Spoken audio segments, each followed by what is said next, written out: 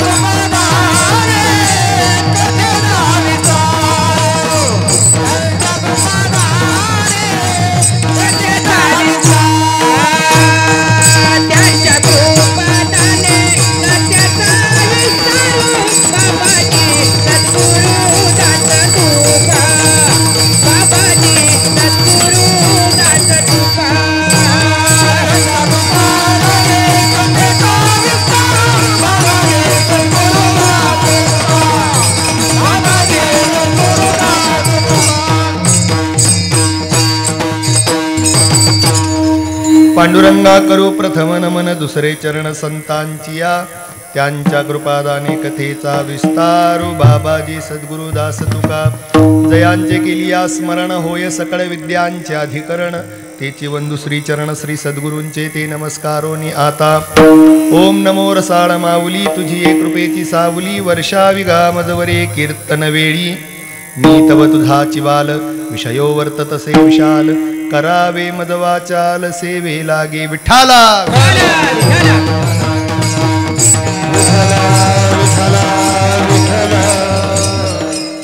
हेची दान देगा देवा, तुझा विसर न व्हावा, गुण गाईन आवडी, हेची माझी सर्व जोडी. समर्थांच्या पदस्पर्शाने पावन झालेली ही परकंदी भूमी आणि या परमपवित्र भूमीमध्ये अवघ्या भक्तभाविकांच्या माध्यमातून, गुरुभक्तांच्या माध्यमातून, समर्थांच्या मार्गदर्शनाखाली गेली अनेक वर्ष अखंडपणे सातत्याने चालत असलेला हा गुरुपूजेनिमित्त आयोजित केलेला नामयज्ञ, ज्ञानयज्ञ सोहळा आणि या सोहळ्यातील आजचा हा उपांत्य दिवस आहे. आजच्या या उपांत्य दिवसाची सेवा करण्याकरता घेतलेला अभंग संत श्रेष्ठ जगद्गुरु जगद्वंदनीय तुकोबाराय यांचा असून प्रस्तुत अभंगाच्या माध्यमातून संत तुकाराम महाराज भगवान परमात्म्याला अंतःकरणातली एक इच्छा आणि ती इच्छा पूर्ण होण्यासाठी एक प्रकारचं साकडं घालतात. विठ्ठला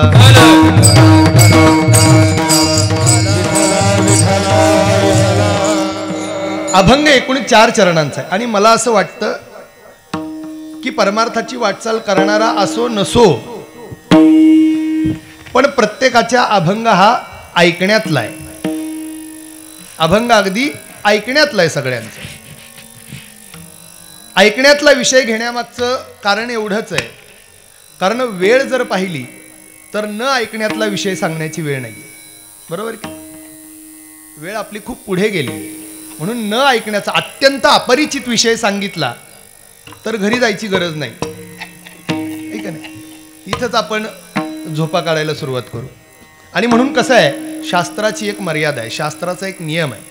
माणसाला जागं ठेवायचं असलं ना तर त्याला जे माहिती आहे ना सामान्यपणे त्यातलंच थोडं आणखी वाढीव सांगा, म्हणजे ऐकण्याची एक इच्छा राहते. हा, महाराज जे सांगतात ते मलाही माहिती, हा एक आविर्भाव निर्माण होतो ना. हा हा हा अभंग माझ्या पाठातला आहे, माझ्या ऐकण्यातला आहे. आता मी जर अत्यंत अपरिचित घेतला, ठीक आहे, आपल्या काय ऐकण्यातला नाही, त्यामुळे ऐकण्याची गरज. त्याच्यामुळे तुमच्या सगळ्यांच्या ओळखीचा, आवडीचा, ऐकण्यातला, कारण ऐकून ऐकून ऐकून त्याच्याशी एक सख्यत्व जोडलं जातं ना. आणि म्हणून त्या उद्देशाने आपल्या सर्वांचा विचार करून आणि माझाही विचार करून मी असा विचार केला की हाच विचार योग्य ओळखीचा अभंग असावा. असो, अभंगाचा भावार्थ, गुडार्थ, मतितार्थ जाणण्या अगोदर प्रस्तुत अभंगाच्या माध्यमातून तुकाराम महाराजांना आपल्याला काय सांगायचंय हे थोडक्यात पाहूया. अभंगाच्या पहिल्या चरणात तुकोबाराय प्रसन्न झालेल्या भगवान परमात्म्याला मागणं मागतायत. मागणं मागत असताना तुकोबाराय म्हणतात, भगवंता हेची दान देगा देवा, तुझा विसर न व्हावा. बघा, भगवंताला मागणं मागतायत. मागणं मागत असताना एक शब्द आवर्जून उच्चारतायत, हेची. ठीक आहे ना? मागणाऱ्यांनी जास्त शहाणपणा दाखवायचा नसतो, मिळेल ते पदरात पाडून घ्यायचं असतं. पण तुकोबाराय इथं चोखंदळ आहेत, चोखंदळ आहेत. म्हणतायत मला काहीही देऊ नको, हेची. ज्या अर्थी तुकोबाराय हेची म्हणतायत त्या अर्थी भगवंताने कदाचित त्यांना अनेक प्रलोभन दिली असतील. हे घ्या तुकोबा, ते घ्या तुकोबा, ते घ्या तुकोबा. पण सगळ्या प्रलोभांना बळी न पडता तुकोबाराय मात्र स्वतःच्या मतावर ठाम आहेत आणि म्हणतात, भगवंता तुम्हाला कितीही प्रलोभन दाखव, मी त्यातलं काहीही घेणार नाही, मी हेच घेणार. हेची दान देगा देवा. देवा, तू माझ्या भक्तीने माझ्यावर संतुष्ट झाला असशील ना, मला एवढाच दान दे. काय पाहिजे तुकोबा तुम्हाला? तुझा विसर न व्हावा. भगवंता, तुझा विसर मला कधी होऊन देऊ नको.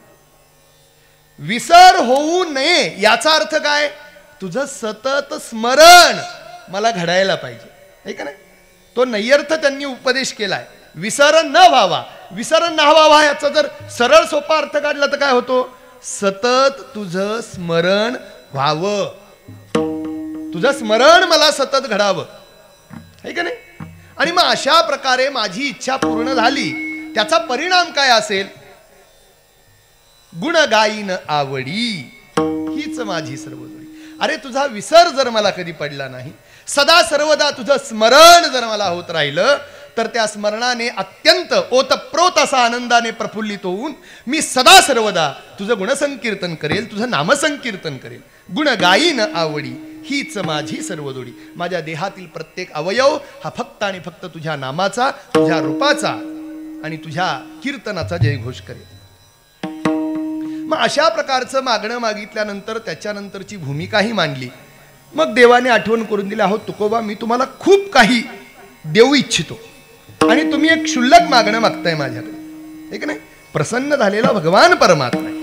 आणि मग भगवान परमात्मा जो काहीही देऊ शकतो त्याला काहीही मागण्यात मजा नाही, बरोबर की नाही. देणारा जर काहीही द्यायला समर्थ आहे, मग त्या समर्थ दात्याला समर्थ काहीतरी मागणं मागावं, बरोबर की नाही. मग तुकोबारायांना कदाचित भगवंताने विचारलं असेल, अहो तुकोबा, मी प्रसन्न झालोय हो, मी लक्ष्मीपती आहे, मी वैकुंठपती आहे, वैकुंठनाथ आहे, अवघ्या प्रपंचाच्या उत्पत्ती स्थिती लयाचा करता आहे, ह्या प्रपंचात कणाकणाकणामध्ये माझं अस्तित्व आहे, सगळी माझी मालकी हक्क आहे. आणि मग माझ्यासारख्याला तुम्ही मागणं काय मागताय?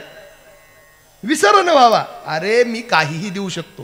तुम्हाला काय पाहिजे? धनसंपत्ती पाहिजे, ऐशोआरामाचं जीवन पाहिजे, काय पाहिजे तुकोबा तुम्हाला? अहो ते सोडा, प्रापंचिक सर्वोत्कृष्टता सोडून द्या, पण परमार्थातील सर्वोच्च अवस्था म्हणजे मुक्ती आहे, मोक्ष आहे. तो मोक्षही मी तुम्हाला द्यायला तयार आहे. तुम्ही फक्त एवढंसं मागून थांबू नका. पण तुकोबारायांनी मात्र जे मागणं मागितलंय, ऐकायला जरी साधं असलं तरी त्याच्या मागे इतिहास मोठा आहे. तो मी तुम्हाला विवेचनाच्या माध्यमातून पुन्हा सांगणार आहे. विसरणं व्हावा हे काही साधं सोपं मागणं नाहीये, त्याच्या मागे मोठा इतिहास आहे जो तुकोबांनी जाणलाय, म्हणून तुकोबांनी ते मागितलं. पण देवाला कदाचित कळालं नसेल तुकोबाचं आतलं गणित, आणि म्हणून तुकोबा म्हणतात, काय मागताय तुकोबा? विसरणं व्हावा. तुम्हाला मी मुक्ती, धन, संपत्ती, ऐशोआरामाचं जीवन, अखंड पृथ्वीचा मालक करतो. तुकोबारायांनी नम्रपणे हात जोडले आणि भगवंताला सांगितलं, न लगे मुक्ती, धन, संपदा. अहो देवा, तुम्ही मला देऊ शकता सगळं, मला माहिती आहे, पण मला नकोय ना. याचकाला जे हवंय ते दात्यांनी द्यावं. तुम्ही एवढं काही देऊ शकता, पण त्याची इच्छा, त्याची गरज ती मला नाहीये. आणि म्हणून न लगे, नाही लागतो मला, नकोय मला हे सगळं. न लगे मुक्ती, न लगे धन, न लगे संपदा. पण जर तुम्हाला काहीतरी बोनस मला द्यायचाच असेल ना, तर काय द्या? संत संग देई सदा. माझं मागणं एकच आहे, पण त्याच्यासोबत बोनस तुम्हाला काही द्यायची इच्छा असेल ना, तर एक करा, संत संग द्या. तोही मागण्यामागचं कारण काय आहे? कारण तुझा विसर नाही पडून द्यायचा. आणि जर संत संग असेल ना, तुझा विसर कधीच होणार नाही. मग आता 3 चरणाच्या माध्यमातून ठीक आहे, परमार्थातली, प्रपंचातली सर्वोत्कृष्ट असणारी अवस्था तुकोबांनी त्यागली. अहो पण तुकोबा, तुम्ही परमार्थ कशासाठी करताय? प्रत्येक जीव परमार्थ कशासाठी करतो?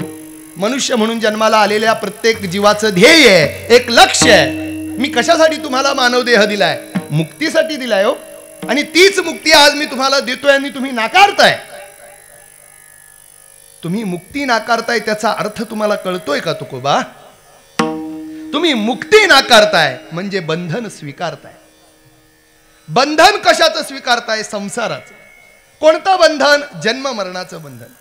ज्या जन्म मरणाची तुम्ही म्हणताय की फजिती केली आमची, किती वेळा जन्मा यावे, किती व्हावे फजिती. तुकोबा स्वतः म्हणताय की माझी मोठी फजिती झाली हो. काय फजिती झाली? अहो वारंवार मी जन्माला येतोय, वारंवार मृत्यूच्या तोंडी जातोय. जन्म मरणाच्या चक्रात अक्षरशः मी त्रस्त झालोय, संतप्त झालोय. आणि संतप्त झालेले, त्रस्त झालेले, जन्म मरणाच्या चक्राला कंटाळलेले तुकोबा आज मात्र भगवंताला म्हणतायत की मला मुक्ती नको. मुक्ती नको याचा अर्थ तुकोबांना बंधन पाहिजे, तुकोबांना संसार पाहिजे, तुकोबांना गर्भवास पाहिजे, जन्म मरणाच्या यातना हव्यात. अहो तुकोबा, तुम्हाला कळतंय का? तुम्ही गर्भवासाच्या यातना स्वीकारताय, ज्या यातनातून मुक्त होण्यासाठी मानव देह मिळालेला आहे, आणि तुम्ही ते साधलंय. आणि साधलं असतानाही त्याचा त्याग करण्याची भूमिका दाखवताय. तुमचं डोकं ठिकाणावर आहे का तुकोबा? पण तुकोबा आहे त्यावेळेस अगदी प्रांजळपणे आपलं मत मांडतात 4थ्या चरणात. तुका म्हणे गर्भवासी सुखे, कसं सुखे घालावे आम्हासी. देवा, तू माझ्याबद्दल तळमळ करतोय, कळकळ करतोय, मला कळतंय. गर्भवासाच्या यातना सहन करण्याची भूमिका इथं मांडतोय, पण ती भूमिका मांडण्यामागचं माझं काहीतरी कारण आहे. गर्भवासाचं दुःख सहन करण्यामागची माझी काहीतरी भूमिका आहे. आणि त्या एका भूमिकेला जर तू समजला तर तुला कळेल की मी गर्भवासाच्या यातना का मागतोय. आणि म्हणून ते तू ऐकण्यात विचार करण्याचं ते सोडून देतो. तू एवढंच कर. काय कर? तू मला सुखाने गर्भवासाला घाल, मी कधीच तुला दोष देणार नाही. विठाला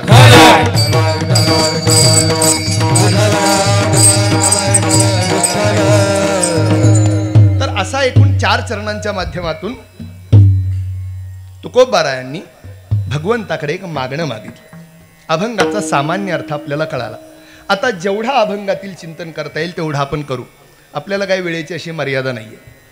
पण आपल्याला खूप ऐकण्यापेक्षा हे की नाही, किती ऐकलं त्यापेक्षा कसं ऐकलं महत्त्वाचं असतं. बरोबर की नाही? आणि मला असं वाटतं की चांगल्या प्रकारे ऐकण्यासाठी माणूस 45 मिनिटं व्यवस्थित राहू शकतो. हे की नाही? तर आपण एक 45 मिनिट 1 तासामध्ये आपल्या कीर्तनाची सेवा संपवू. पहा, हा अभंग मागणीपर आहे. तुम्हाला कळालं असेल, हा अभंग मागणीपर आहे. तुकोबाराय भगवंताला मागणी मागताय. आता इथे एक मला महत्वाचा मुद्दा मांडायचा. मागणी माणूस कधी मागतो? एखाद्याला आपण काहीतरी मागतो, त्याच्या मागे काहीतरी भूमिका असते. बरोबर की नाही? उगीच असंच कोणालाही आपण मागतो का? नाही. मागण्यामागे काहीतरी आपला उद्देश असतो. बरोबर की नाही? काय उद्देश असेल बरं?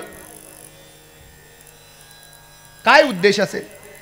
कोणत्या ना कोणत्या गोष्टीची ज्यावेळेस आपण अपेक्षा करतो आणि ती अपेक्षा पूर्ण होण्यासाठी आपण कोणापुढे तरी हात पसरतो.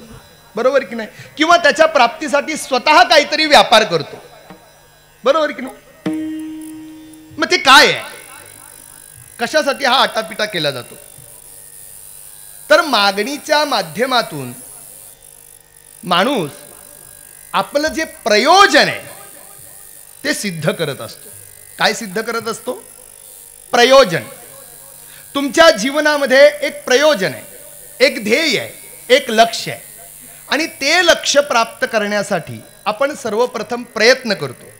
ज्यावेळेस आपले प्रयत्न कुठेतरी अपूर्ण पडतात, अपुरे पडतात, तेव्हा ते प्रयोजन, ते लक्ष्य, ते साध्य, ते ध्येय गाठण्यासाठी आपण आपल्यापेक्षा सामर्थ्यशाली कोणीतरी जो असतो त्याच्यासमोर नतमस्तक होतो आणि त्याचं सहयोग मागतो.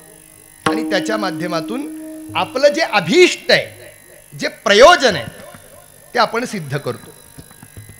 शास्त्र तर असं सांगतं, प्रयोजनम अनुद्दिश्य न मंदोपि प्रवर्तते. शास्त्रातलं एक वचन आहे, एक न्याय आहे. याचा अर्थ काय माहिती आहे का? जर प्रयोजन नसेल तर मूर्ख माणसाची सुद्धा प्रवृत्ती होत नाही. प्रवृत्ती म्हणजे व्यापार, काहीही करण्याचं कृत्य. एखादा माणूस काहीही करतो ना, काहीतरी त्याच्या डोक्यात प्रयोजन असतं. बरोबर की नाही? विना प्रयोजन होत नाही. आता अख्खा गाव इथे येऊन बसलाय. उगीच बसलाय का? 2 दिवसांनी बसेल का असंच येऊन? नाही बसणार. आत्ता बसलाय. प्रयोजन आहे. काय? आज महाराजांची गुरुपूजा आहे, त्याच्यानंतर कीर्तन आहे. हा सप्ताह चाललाय आणि तो सप्ताह, त्यातील कीर्तन ऐकण्यासाठी तुम्ही सर्वजण इथं आला. म्हणजे घरापासून इथपर्यंत येण्याचा तुमचा जो व्यापार आहे, तुमची जी कृती आहे, ती कृती एक उद्दिष्ट डोळ्यासमोर ठेवू नये. काय? सप्ताहामध्ये सहभाग होणे. हे तुमचं प्रयोजन आणि त्याच्यासाठी तुमचा तो व्यापार आहे.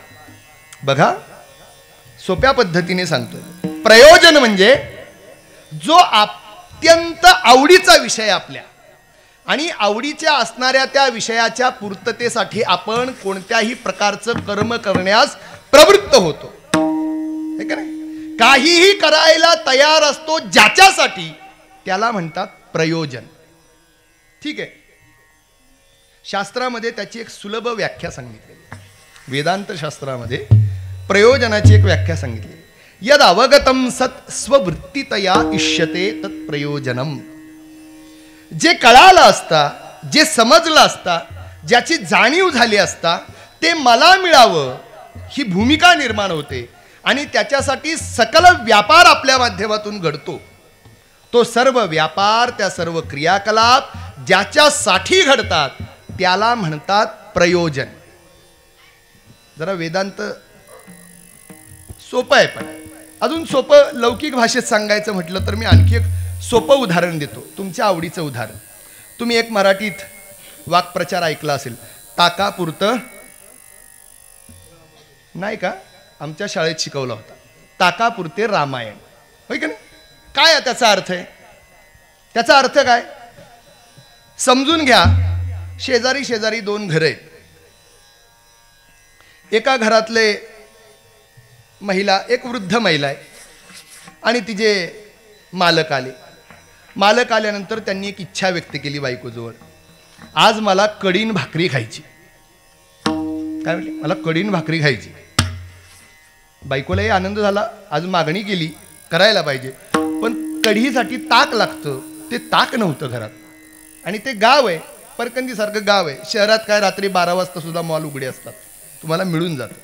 गावाला कुठे मिळणार? मग आता बिचारीने विचार केला, अरे पहिल्यांदाच मालकांनी इच्छा व्यक्त केली, एवढ्या वर्षांनी कढी खायची आहे, त्यासाठी ताक लागतंय आणि घरात ताक नाही, मग काय करायचं? मग तिने हळूच एक भांडं घेतलं मोकळं आणि असं आपल्या साडीच्या मागं लपवलं आणि एका शेजारच्या घरात गेली. घरात गेल्यानंतर लगेच मागणी करू शकत नाही ना. तिथपर्यंत जायचं जे कारण आहे ताकाची प्राप्ती, ते प्रयोजन आहे. पण ते प्रयोजन पूर्ण होण्यासाठी तिने काय करावं? तिने, अगं काल मी देवळात गेली होती, खूप चांगलं प्रवचन चालले, रामायणाची कथा चालली, रामप्रभू आहेत, सगळा कथा सांगायला सुरुवात केली. तिने 1-2 वेळा विचारले, एवढ्या रात्रीचं कसं काय? पण तिने कथा चालू ठेवली. कळालं का? कथा चालू आहे. प्रभू रामचंद्र 14 वर्षाच्या वनवासासाठी असे प्रवेश केलाय, त्यांनी अरण्यामध्ये प्रवेशही केलाय. 3ऱ्या वेळेस त्या बाईने विचारलं, अहो पण ठीक आहे, तुम्ही एवढ्या रात्रीचं कसं रामायण सांगायला आलाय का? हाच रामायण असं नाही, ह्यांना कढी खायची, ताक नाही घरात, म्हणून तुझ्याकडं. अहो ताक पाहिजे का? लगेच देते. गेली, ताक भरलं आणि दिलं. मग पुढं काय झालं उद्या सांगते.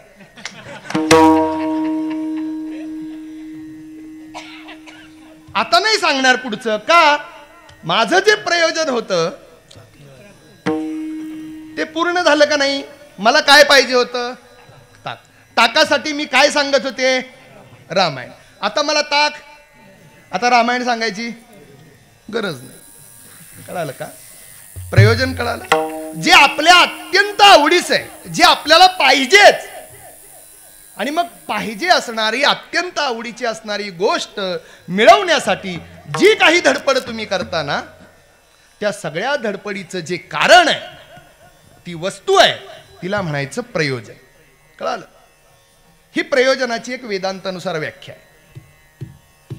जन्मलेल्या प्रत्येक जीवाचं वेदांत शास्त्राने एक प्रयोजन सांगितले. तुम्हा आम्हा सगळ्यांचं बरं का. आज तुम्ही आम्ही वेगवेगळी प्रयोजनं केलीत. कुणी ताकाचं प्रयोजन केले, कुणी घराचं प्रयोजन केले, कुणी लग्नाचं प्रयोजन केले. तुम्ही आम्ही आपली प्रयोजनं ठरवलीत. पण आपल्या सगळ्यांसाठी शास्त्राने, साधू संतांनी, आचार्यांनी एक प्रयोजन सांगितले. काय प्रयोजन आहे हो? तर मग त्यांनी सांगितलं की जन्मलेल्या प्रत्येक मनुष्याचं एक प्रयोजन आहे, त्याला म्हणतात मोक्ष. बरोबर आहे की नाही? आहे की नाही? हे ऐकण्यात तरी तुमच्या असेल की जन्मलेल्या प्रत्येक जीवाचं प्रयोजन हे मोक्ष आहे.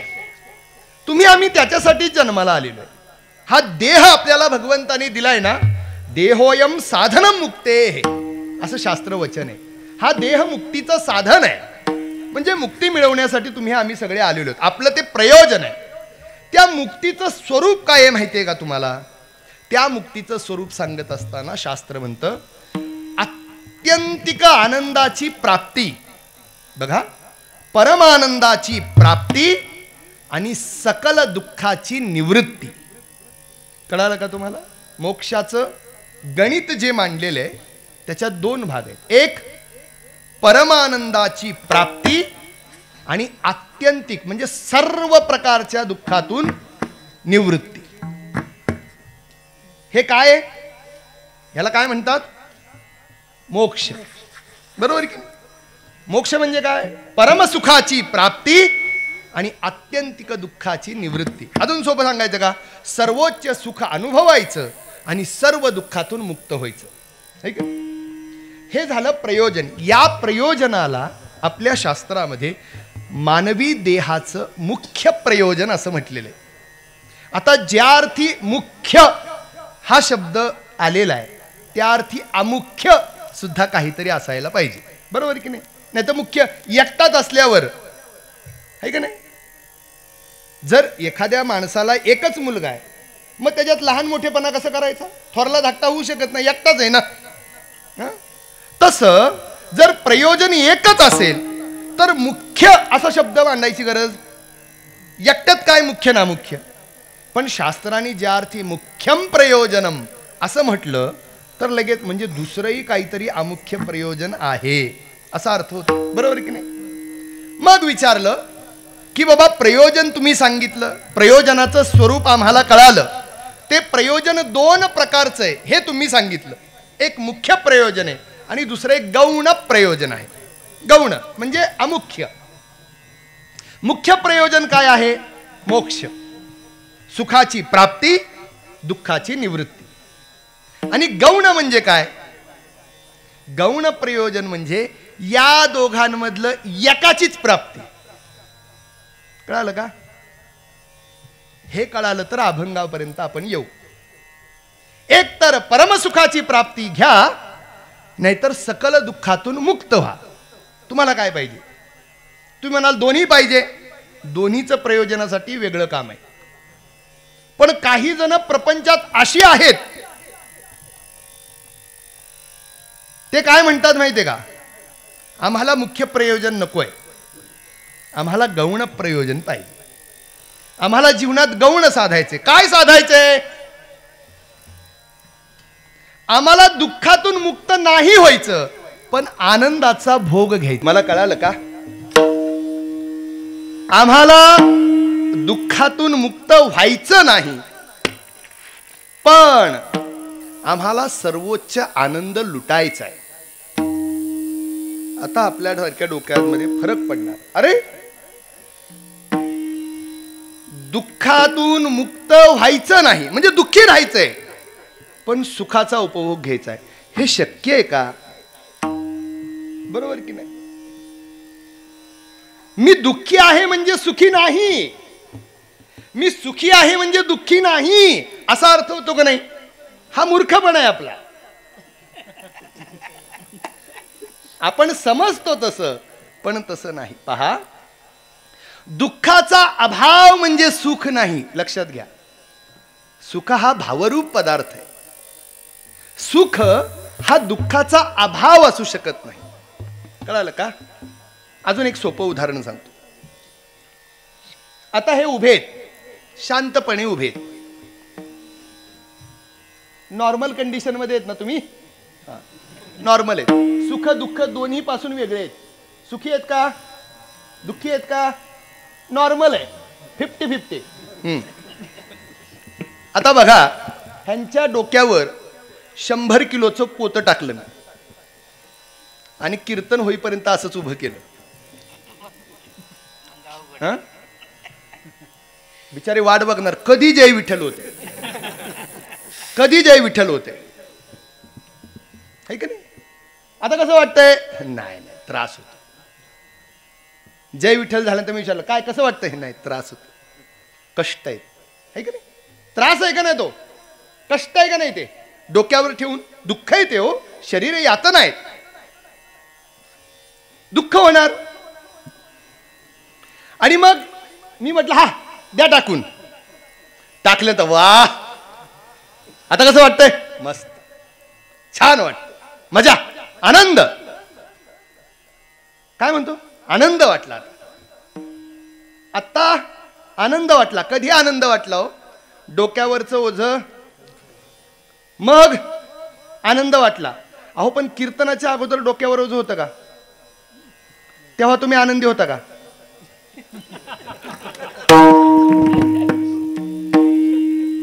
कळालं का?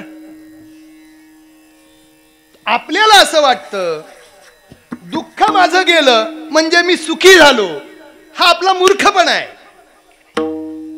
कळालं का? जर तसं असतं तर शास्त्रात 2 कोट्या केल्या नसत्या, दुःखाची निवृत्ती आणि सुखाची प्राप्ती. हे उजेड अंधारासारखं नाहीये की उजेड आला की अंधार निघून गेला, अंधार आला की उजेड नाही असा अर्थ. तसं सुख दुःखाचं नाही बरं का. जीवनात सुख आहे म्हणजे मी दुःखी नाही, जीवनात माझ्या दुःख आहे म्हणजे माझ्या जीवनात सुखच नाही, असं होत नाही. त्याच्यासाठी हे उदाहरण दिलं. डोक्यावरचं 100 किलोचं ओझं खाली पडलं की माणसाला हायसं वाटतं, बरं वाटतं, आनंद वाटतो. अहो पण कीर्तनाच्या अगोदर आयुष्यभर तुमच्या डोक्यावर कधीच ओझं नव्हतं, मग तेव्हा तुम्ही आनंदी असं म्हणत होता का? आ वा छान, बरं वाटतंय, आनंदी वाटतंय. तेव्हा तुम्ही नॉर्मल होता का नाही नॉर्मल? म्हणजे याचा अर्थ काय झालं? हा माणूस फक्त दुःखातून मुक्त झाला, पण या माणसाला सुख मिळालं नाही. पण आपण एवढे वेडे आहोत, दुःखातून मुक्त झाला की आपण फटाकडे फोडतो, मी सुखी झालो. कळालं का? दुःखातून मुक्त झालं कीच आपण फटाकडे फोडतो, मी सुखी झालो. आणि इथंच माणसाचं चुकतं, ते इथंच चुकतं. आपल्याला कळत नाही की खरंच मी सुखासाठी धडपडतोय का दुःख घालवण्यासाठी धडपडतोय. प्रपंचात आपण सर्वजण काय करतोय हो?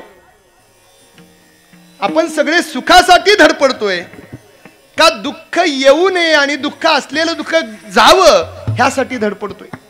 खरं सांगा मला. दुःख नसावं म्हणून धडपडतोय का सुख मिळावं म्हणून धडपडतोय?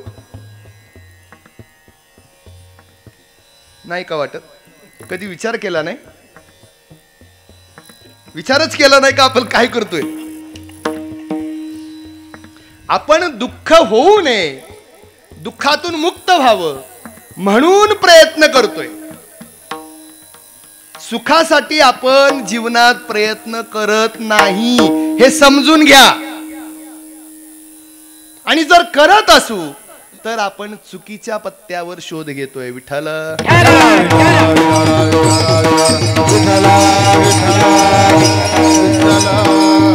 बघा, कारण या प्रपंचाचं वर्णन कसं केलंय हो? खरं सांगा. तुम्हा सगळ्यांना माहिती, म्हणा की तुम्हाला येत नाही का? संसार दुःख मुळ चहूकड विंगळ, संसार दुःख मुळ चहूकड विंगळ, विश्रांती नाही कोठे, रात्रंदिवस तळमळ, रात्रंदिवस तळमळ. संसार दुःख मुळ चहूकड विंगळ, संसार दुःख मुळ चहूकड विंगळ, विश्रांती नाही कोठे, रात्रंदिवस तळमळ, रात्रंदिवस तळमळ. बांधवडी आहे हा संसार, सुखाचा विचार नाही कोठे, सुखाचा विचार नाही कोठे, सुखाचा विचार नाही कोठे. बांधवडी आहे हा संसार, सुखाचा विचार नाही कोठे, सुखाचा विचार नाही कोठे, सुखाचा विचार नाही कोठे.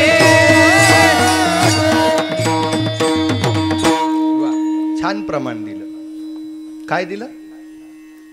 दुःख बांधव. एकदा न गाता सरळ शब्दात सांगा. पहिलं दिलं संसार दुःख मुळ चहूकडे विंगळ, विश्रांती नाही कोठे, रात्रंदिवस तळमळ. दुसून विश्रांती नाही कोठे, कोठे. पुढचं दुःख बांधवडी आहे हा संसार, दुःख बांधवडी आहे हा आहे हा संसार. हा. सुखाचा विचार नाही कोठे, काय सांगितलं? सुखाचा विचार नाही, विचार नाही. नाही कोठे. कोण म्हणतंय?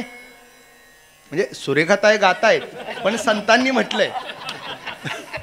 बरोबर की लय? संतांनी काय सांगितलंय? सुरेखाताई सुंदर गातात. मला अगदी माहेरची साडी आठवली. तीच होती काय चाल? अच्छा.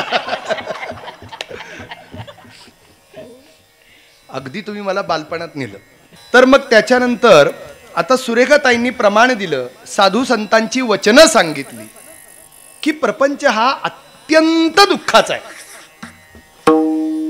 अत्यंत दुःखाचा आहे म्हणजे किती? अहो त्याच्यात सुखच नाहीये. काय सांगतात? प्रपंचात अहो अजिबात सुख नाहीये. या प्रपंचामध्ये सुखाचा शोध तुम्ही कितीही घेण्याचा प्रयत्न केला तरी तुमच्या पदरी एवढं सुद्धा सुख येणार नाही. सुरेखाताईंनी सांगितलं असतं तर आपण ऐकलं नसतं. पण साधू संतांनी सांगितलंय, बरोबर की नाही? साधू संत म्हणतायत ना. कोणत्या साधू संतांनी सांगितलं की प्रपंच वाह काय मजा आहे प्रपंचात? कोणत्या तरी साधू संतांनी सांगितलं का प्रपंचासारखा आनंद नाही? अहो नाही हो. प्रत्येकाने या प्रपंचाची तुलना दुःखाशीच केली. या प्रपंचात फक्त आणि फक्त दुःखच आहे. शास्त्राने सुद्धा सांगितलं, जन्म दुःखम जरा दुःखम जाया दुःखम पुनः पुनः संसार सागरम दुःखम तस्मात जाग्रत जाग्रत. शास्त्राने जाग होण्याचा तुम्हा आम्हा सर्वांना उपदेश दिला, आदेश केलाय. मंडळी जागे व्हा, जागे व्हा. का जागे व्हा? अहो ज्या प्रपंचामध्ये तुम्ही सुखाचा शोध घेताय ना, ज्या प्रपंचामध्ये तुम्ही निजलाय ना, ज्या प्रपंचामध्ये ओतप्रोत तुम्ही स्वतःला बुडवून घेतलंय ना, तो प्रपंच तुमच्या आशा अपेक्षा इच्छा आकांक्षा कधीही पूर्ण करणार नाही. हा प्रपंच फक्त आणि फक्त दुःखच देणार आहे. का? अहो हा सागर आहे, संसार सागरम. आता समुद्रामध्ये, समुद्राच्या कडेला जा, मध्ये जा, कोपऱ्यात जा, बाजूला जा, 10 फूट खाली जा, 20 फूट खाली जा, कुठे गेल्यानंतर तुम्हाला समुद्र खारट जाणवणार नाही? हा नाही, कोपऱ्याला गेल्यावर जरा कमी होतो का? आळणी होतो का? जेवढा आत जाल तेवढं त्याचं मीठ वाढणार आहे, बरोबर की नाही? समुद्रात कुठेही जाओ, आजूबाजू मध्ये कुठेही जा आणि कुठलंही पाणी असं हातात घ्यान पिऊन बघा, खारट, बरोबर की नाही? असं कोणतंही स्थळ नाही अवघ्या प्रपंचातल्या समुद्रामध्ये, असं कोणतंही स्थळ नाही की जिथं पाणी गोड आहे. आहे का असं स्थळ? नाही. म्हणजे अवघा समुद्र हा खारट पाण्याने भरलेला आहे, ओतप्रोत भरलेला आहे. आणि या संसाराला समुद्राची उपमा दिलेली आहे शास्त्राने. संसार सागर म्हटलेले. का हो सागर म्हटलंय? अहो तो जसा फक्त मिठाने भरलेला आहे तसा हा संसार सुद्धा दुःखानेच भरलेला आहे. विठ्ठल.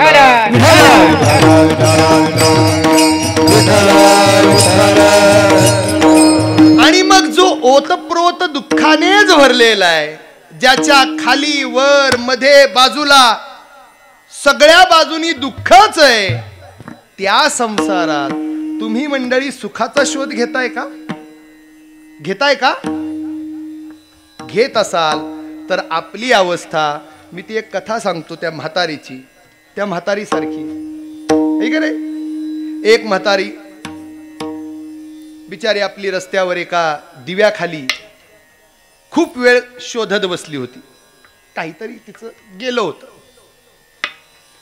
रस्त्यावरच्या दिव्याखाली बिचारी 1 तास झाली शोध घेती. गावातल्या लोकांना दया आली, बिचाऱ्या म्हातारीचं काहीतरी हरवलंय, चला आपणही मदत करू. अख्खं गाव त्या दिव्याखाली शोधायला लागलं. मग एकाने विचारलं, आपण नक्की शोधतोय काय? ते म्हणले, नाही शेजारचा शोधतोय म्हणून मी आपलं चाचपतोय. मग नक्की गेलंय काय? मग म्हातारीला विचारलं, आजीबाई तुमचं नक्की काय हरवलंय? तर आजीने सांगितली, माझी पिन हरवली. अच्छा ठीक आहे, म्हातारीची पिन आहे, तिच्यासाठी महत्वपूर्ण आहे. गाव म्हणलं नाही, शोधूनच द्यायचे. थांब, निश्चय केला गावकऱ्यांनी आणि अख्खं गाव शोधायला लागलं. 1-2 तास झाले. लोकांनाही वाटलं अख्खं गाव शोधतोय राव आणि पिन सापडत नाही. मग एकाने म्हणले, थांबा, आता आजीबाईला बसवून घेतलं. मला व्यवस्थित तुमचा क्रम सांगा, तुम्ही कुठून येत होता, कसे येत होता, कुठं पडल्यासारखी जाणवते.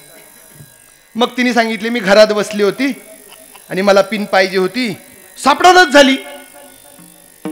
मग एकाने विचारलं कुठं बसला होता? घरात बसली होती. इथं कधी आला? शोधायला आली. अहो पण घरात हरवली ना. हो पण तिथं अंधार आहे ना. तिथं काय आहे? उजेड कुठे आहे? इथं रस्त्यावर. म्हणून मी इथं शोधते. हसलो का नाही आपण? त्या म्हाताऱ्या आपणच आहे हो, दुसरं कोणी नाही. आता डबल हसा. तुम्ही आम्ही खरे तर काय पाहू, काय जीवनामध्ये प्राप्त करू इच्छितो? सुख. आणि आपण ते सुख शोधतोय कुठं माहितीये का? कुठं शोधतोय? ज्याचं वर्णन साधू संतांनी दुःखरूप केलेले, ज्याचं वर्णन शास्त्राने अगदी दुःखाचा सागर असं केलेले, त्या दुःख स्वरूप दुःखाने भरलेल्या संसारामध्ये आपण येऊन सुख शोधतोय.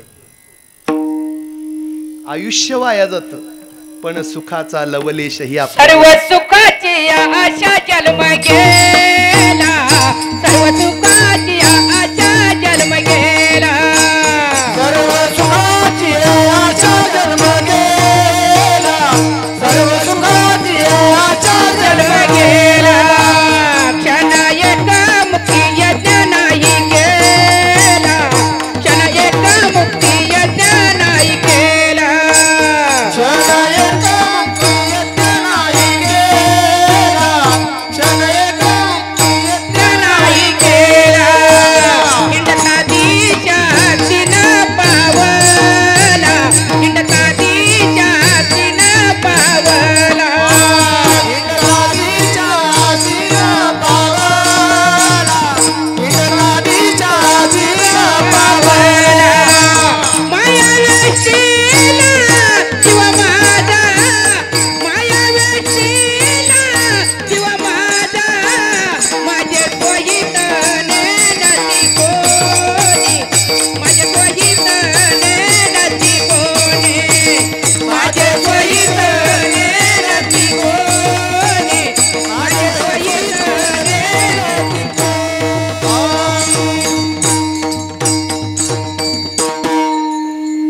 काय सांगितलं? सर्व सुखाची आशा. अहो आयुष्यामध्ये सुखाची आशा अंतःकरणात बाळगून आपलं आयुष्य वाया गेलो. पण शेवटी ज्यावेळेस विचार करतो ना, अहो काय सुख मिळवलं मी? आपण काहीच सुख मिळवलं नाही. हे मी कशासाठी सांगतोय? दुःखाचा अभाव म्हणजे सुख, ही जी धारणा आहे ना, ही आपली चुकीची आहे. कळालं का? दुःखाचा अभाव म्हणजे सुख कधीच होऊ शकत नाही. सुख भावरूप आहे, सुखाला अस्तित्व आहे. कळालं का? अभाव आणि भावामधला फरक कळतो का? अभाव म्हणजे नसणे, अभाव म्हणजे नसणे, भाव म्हणजे असणे. एखादी गोष्ट किंवा एखादा व्यक्ती इथं नाही म्हणजे त्याचा अभाव. बरोबर की नाही? सुख तुम्ही आम्ही सर्वजण प्राप्त करू इच्छितो. या प्रपंचातील सर्वोत्कृष्ट जी शक्ती आपण स्वीकारलेली आहे, परमात्मा, त्याला आपण सुखरूप मानतो. मग तो काय अभावरूप आहे? परमात्मा काय अभावरूपाचा आहे का? तो अभावरूप नाही, तो भावरूप आहे. भाव आहे, त्याचा अस्तित्व आहे.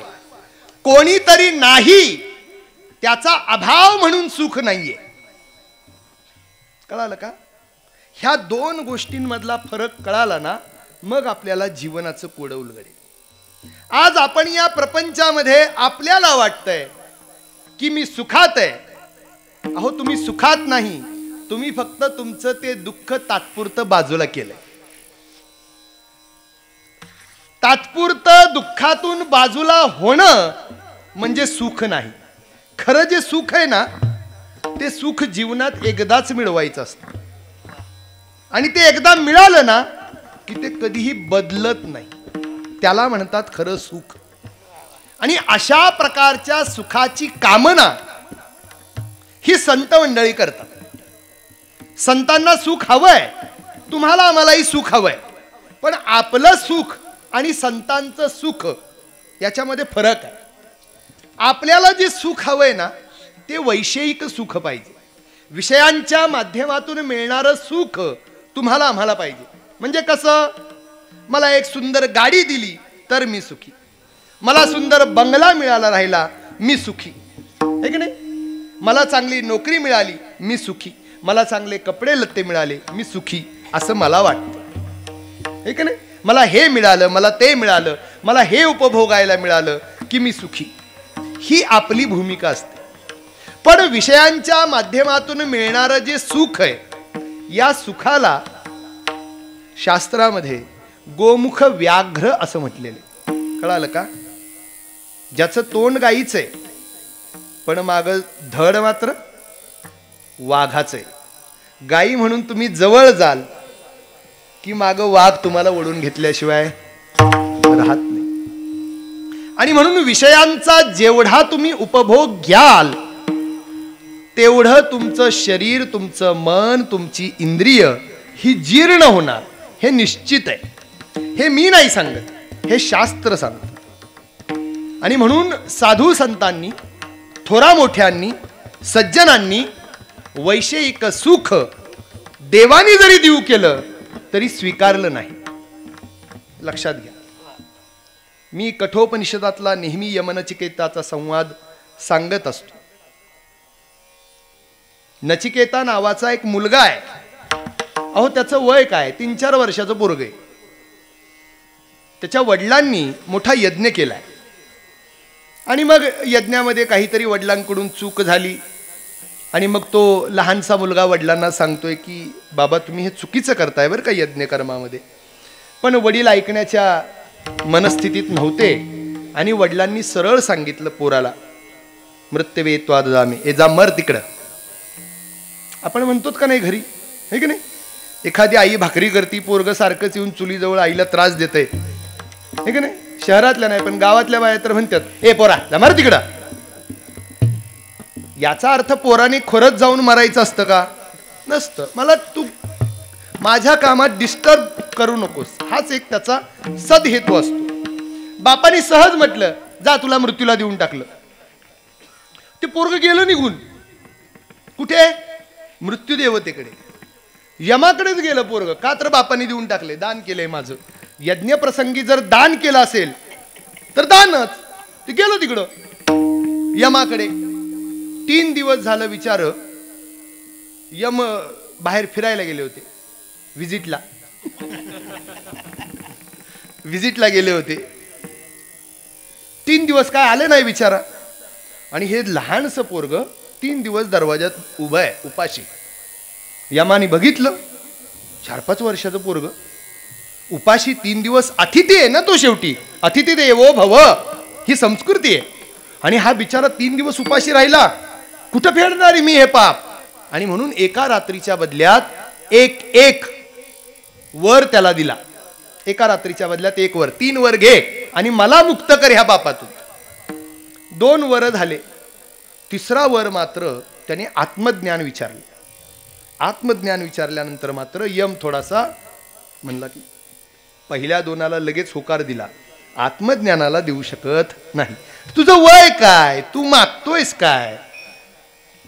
देवैरत्रापि विचिकित्सितम पुरा, अरे देवादिकांनाही अजून संशय आहे आत्मज्ञानाबद्दल, त्यांनाही नीट कळालेलं नाहीये। आणि तू जमणार नाही, सरळ सांगितलं। ते सोडून दुसरं काहीही माग देतो पण ते नाही देणार। पण पोरग हट्टी होतो, नाही मला तेच पाहिजे, मला तेच हवंय। मग आता हे असं तर लहान पोरं म्हणल्यानंतर काहीतरी प्रलोभन द्यावी। आई कशी म्हणते, पोरांनी मोठी गाडी मागितली तर आई छोटे चॉकलेट देते, ते पोरग त्याच्यावर भुलतं, मग ती गाडी विसरून जातं, बरोबर की नाही? तसं ह्यानी काय केलं, त्या बिचाऱ्या नचिकेताला बघून, अरे काय आत्मज्ञान विचारतोय, काय त्याने मिळणार आहे? त्याच्या बदल्यात मी तुला एक मस्त सुंदर देह देतो, यौवन अवस्था देतो, जेवढे आयुष्य जगायचे तेवढा जग, मी तुझं नावच काढून टाकतो लिस्ट मधनी। इच्छामरणी करून टाकतो.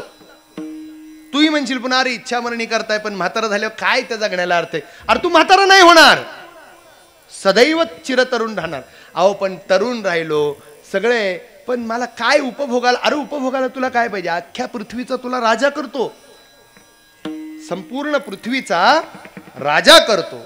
या प्रपंचामध्ये जे अत्यंत दुर्लभ आहे हे मी माझ्या मनाचं सांगत नाही बरं का, हा उपनिषदातला संवाद आहे. ये ये कामा दुर्लभा मर्त्य लोके सर्वान कामान छंदत प्रार्थयस्व इमा रामा सरथा सतूर्या नाही दृशा लंभनीया मनुष्यही. अरे हे तर सोड, तुला या पृथ्वीचा राजा करतो, ते राज्य भोगण्यासाठी सुंदर देह देतो, या स्वर्गातल्या सगळ्या अप्सरा तुझ्या महालात पाठवतो, सगळं तुला देतो रे. तू फक्त हात लावायचा.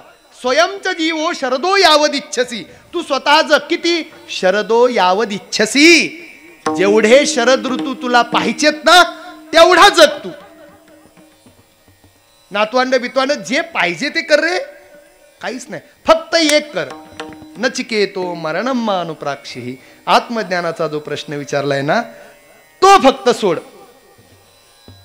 तेव्हा नचिकेताने काय सांगावं माहितीये का, मला जी ही वैषयिक सुखात जी तुम्ही प्रलोभन देताय ना, यांच्या उपभोगाने कदाचित लोकांना आनंद होत असेल, लोकांना सुख वाटत असेल, लोक त्यात भुलत असतील, पण खरं सांगू देवा मला त्याचं वर्म कळाले.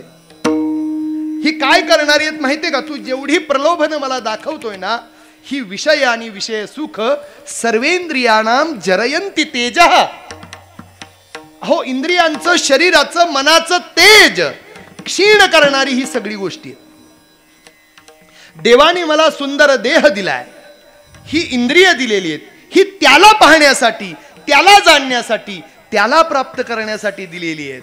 आणि त्याला सोडून जर मी हा माझा देह, ही माझी इंद्रिय ह्या फुकटच्या अत्यंत घाणेरड्या प्रपंचामध्ये घातली तर माझ्या देहाचं, शरीराचं, मनाचं तेज क्षीण होणार आहे. आणि होतं, विषयांचा अतिरेक झाला की ज्या इंद्रियाच्या माध्यमातून विषय भोगला जातोय ना, ते इंद्रिय निस्तेज झाल्याशिवाय, क्षीण झाल्याशिवाय राहत नाही. आणि त्याचं सुंदर उदाहरण म्हणजे डोळ्यावर चढलेले चष्मे. का हो, चष्मा कसा लागतो? सामान्य माणसाला, म्हणजे आजकाल जग बदलले हो, जन्मलेल्या पोरालाही चष्मा लागतो, पण सामान्यतः पूर्वीच्या काळी लोकांना चष्मे लागत नव्हते. साठीतली माणसंही सरळ बघायची, व्यवस्थित बघायची. आता नाहीत बघत. का? टीव्ही मोबाईल एवढा अतिरेक झालाय की 30लाच माणसाला, काय 20लाच माणसाला चष्मे लागायला लागले. म्हणजे आता ही पिढी तरी ठीक आहे, 40 आली की चष्मा म्हणायची. अजून काही वर्षानंतर 20 मध्ये चष्मा, 10व्या वर्षी चष्मा, असं गणित होणार आहे. कशामुळे? विषयांचा अतिरेक वापर. खूप जास्त या डोळ्यांना तुम्ही त्या विषयामध्ये गुंतवता आणि त्याच्यामुळे ह्याचं तेज कमी होतं. आणि ह्याचं तेज कमी झालं की आपल्याला विषय नीट उपभोगता येत नाहीत, म्हणून चष्मे लावून विषय भोगतो आपण. कळालं का? हा, पण भोगायचं थांबत आम्ही डबल भिंगाचा चष्मा लावू, पण विषयाचा उपभोग घेऊच. आपल्याला कळत नाही हो, पण त्या बिचाऱ्या लहानशा मुलाला कळालं होतं आणि म्हणून त्याने स्पष्टपणे नकार दिला. सर्वेंद्रियाणाम जरयंती तेजः. अहो, इंद्रियांचं तेज क्षीण करणारी ह्या गोष्टी आहेत, म्हणून या गोष्टीत मी रमणारच नाही. मला तर फक्त आणि फक्त त्याच एका प्रश्नाचं उत्तर दे. हे मी कशासाठी सांगतोय? जे ज्ञानी असतात, जे संत असतात, जे सज्जन असतात, ते विषय सुखाला भुलत नाहीत, ते विषय सुखाच्या मागे लागत नाही. त्यांनाही सुख पाहिजे, पण त्यांचं सुख आणि आपलं सुख याच्यात फरक आहे. आपण विषयांच्या माध्यमातून मिळणाऱ्या सुखाची कामना करणारे सामान्य जीव आहोत, आणि ही मंडळी मात्र विषय उपभोगाच्या पलीकडल्या परात्पर परमतत्वाच्या सानिध्याने प्राप्त होणाऱ्या अलौकिक सुखाला प्राप्त करण्याची इच्छुक असणारी ही संत मंडळी असतात. कळालं का? पारमार्थिक सुखाला प्राप्त करण्याची सदिच्छा अंतःकरणात असणारे संत असतात.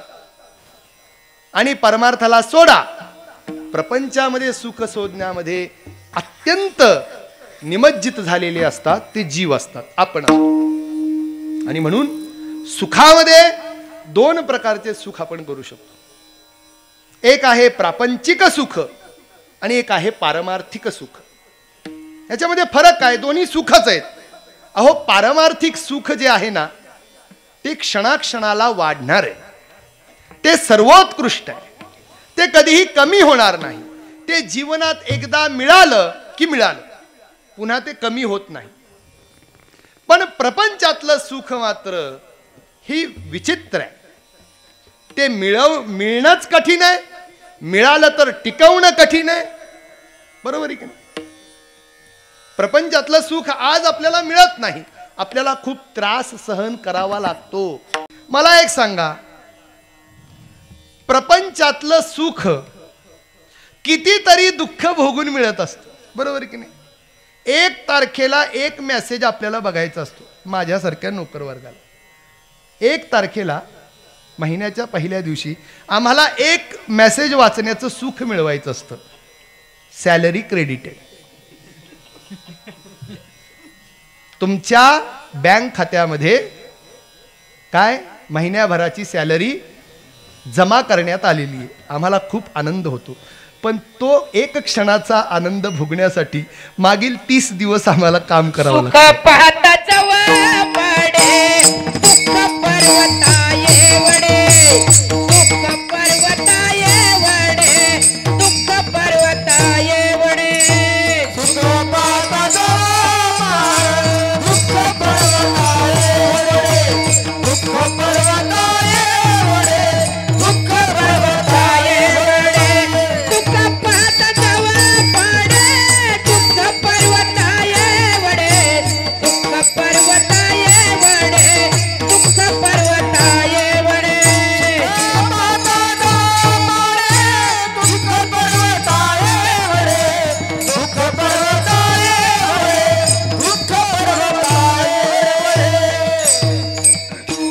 बघा, म्हणजे 30 दिवस तुम्हाला काम करावं लागतं, त्रास सहन करावा लागतो, कष्ट घ्यावे लागतात, आणि त्यावेळेस तुम्हाला 1 तारखेला एक क्षणाचा आनंद होतो आणि तुमच्या खात्यात पैसे जमा होतात. बरोबर की नाही?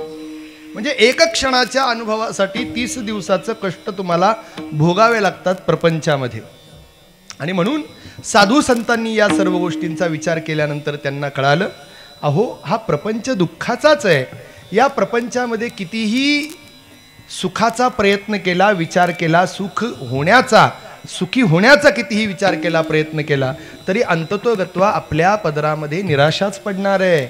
आपण कधीच सुखी होणार नाही, दुःखीच राहणार आहोत प्रपंचामध्ये. कारण हा प्रपंच फक्त आणि फक्त दुःखानेच भरलेला आहे. आणि म्हणून दुःखरूप प्रपंचामध्ये सुखाचा शोध घेणं म्हणजे मूर्खपणा आहे. मग काय करावं? दुःखरूप प्रपंच आहे ना, घ्या दुःख. ज्या प्रपंचामध्ये तुम्हाला सुख मिळणारच नाही, तो दुःख देणाराच आहे, तर घ्या दुःख. सुखाची धडपड तिथं करू नका. सुखाचा नीट पत्ता शोधा. सुख कुठे आहे हे समजून घ्या. आज आपण सुख शोधतोय, पण कुठं शोधतोय? चुकीच्या पत्त्यावर शोधतोय. अहो, चुकीच्या पत्त्यावर टपाल पाठवली, किती वर्षांनी ते टपाल तुमच्या अपेक्षित माणसापर्यंत पोहोचणार आहे? जर पत्ता चुकीचा असेल तर नाही पोहोचणार. आणि म्हणून तुकोबाराय म्हटले की पत्ता सरळ करा. तुमचा पत्र व्यवहार बरोबर आहे, पण पत्र पाठवण्यासाठी जो पत्ता लागतो तो चुकीचा आहे, त्यामुळे तो योग्य ठिकाणी पोहोचत नाही. आणि म्हणून जीवनामध्ये सुखाची प्राप्ती जीवनाचं ध्येय, सकल दुःखातून मुक्त होणं तेही जीवनाचं ध्येय. त्याची अवस्था म्हणजे मोक्ष आहे. पण हा मोक्ष देहपातानंतर असतो, शरीर पडल्यानंतर असतं. पण शरीर पडेपर्यंत याच प्रपंचात राहायचंय ना. मुक्ती कधी? मेल्यानंतर ना. तोपर्यंत कुठं राहायचंय तुम्हाला? इथंच राहायचंय. याच दुःखी प्रपंचात राहायचंय, याच दुःखाने भरलेल्या प्रपंचात जगायचंय. अहो मग तिथं तसंच झालं की पुन्हा दुःखातच आलं ना. मग तुकोबाराय म्हणतात, अहो या दुःख स्वरूप प्रपंचामध्येही सुखाने राहता येतो. सुखाने राहता येत. काय तुकोबा बोलताय, कसं शक्य आहे? म्हणजे हो, अहो ते सुख एकदा मिळालं, ते सुख एकदा मिळालं की ते एवढं आनंदित करणार आहे, एवढं आनंदित करणार आहे की त्या सुखासमोर या दुःखाच्या वेदना तुम्हाला जाणवणारच नाही. फरक कळालं का? जसं एखाद्याचं पोट फाडलं माणसाने, नाही डॉक्टरनी, आधी अॅनेस्थेशियाचं इंजेक्शन देतात का नाही, है का नाही? बिन इंजेक्शनचं फाडलं तर जमल का? ओरडल की, है का नाही? बिना इंजेक्शनचं, बिना अॅनेस्थेशिया देता जर पोट फाडलं, ऑपरेशनला सुरुवात केली, जगल का ते? नाही हो. मग काय करायला पाहिजे?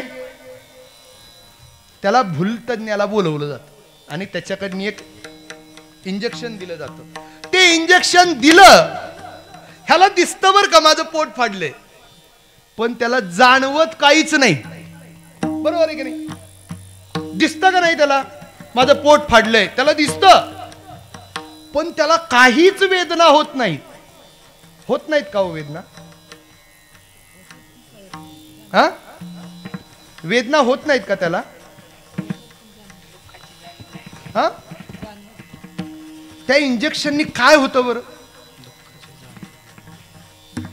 पोट फाडलं तरी त्या वेदना होत असतात हो शरीराला, शरीराचा धर्म आहे. पण त्या इंजेक्शनची एवढी पॉवर असते की त्या वेदनांची जाणीवच त्याला होत नाही. कळालं का? होती का जाणीव त्याला? नाही जाणीव होत. पण एकदा का इंजेक्शन उतरलं, उतरल्यावर मग बोलतो का नाही? सगळं काही क्लिअर झाल्यानंतरही त्याला त्या वेदना होतात. म्हणजे इंजेक्शनचा प्रभाव जोपर्यंत आहे तोपर्यंत दुःख आहे का नाही? लक्षात आलं का? जागे व्हा. जोपर्यंत पेशंटला इंजेक्शनचा प्रभाव आहे तोपर्यंत त्याला दुःख, त्रास, कष्ट नाही. इंजेक्शनचा प्रभाव उतरला की काय होणार? त्रास होणार, दुखणार ते. बरोबर की नाही? मग दुखायचंच नसेल तर काय करायला पाहिजे? इंजेक्शन उतरूनच द्यायचं नाही. बरोबर की नाही? जर तुम्हाला दुःखच नकोय ना, असं इंजेक्शन चढवा. तास 2 तास नाही, आयुष्यभर पुरायला पाहिजे. एकच डोस, उतरायलाच नाही पाहिजे भूल. ब्रह्मरस येई काळा, ब्रह्मरस येई काळा, ब्रह्मरस येई काळा, ब्रह्मरस येई काळा. जेने पीडा वारेल, जेने पीडा वारेल, पद्यनाम विठोबाचे, पद्यनाम विठोबाचे. पीडा वारेले, देने पीडा वारेले, पद्यनाम विठोबाचे, पद्यनाम विठोबाचे.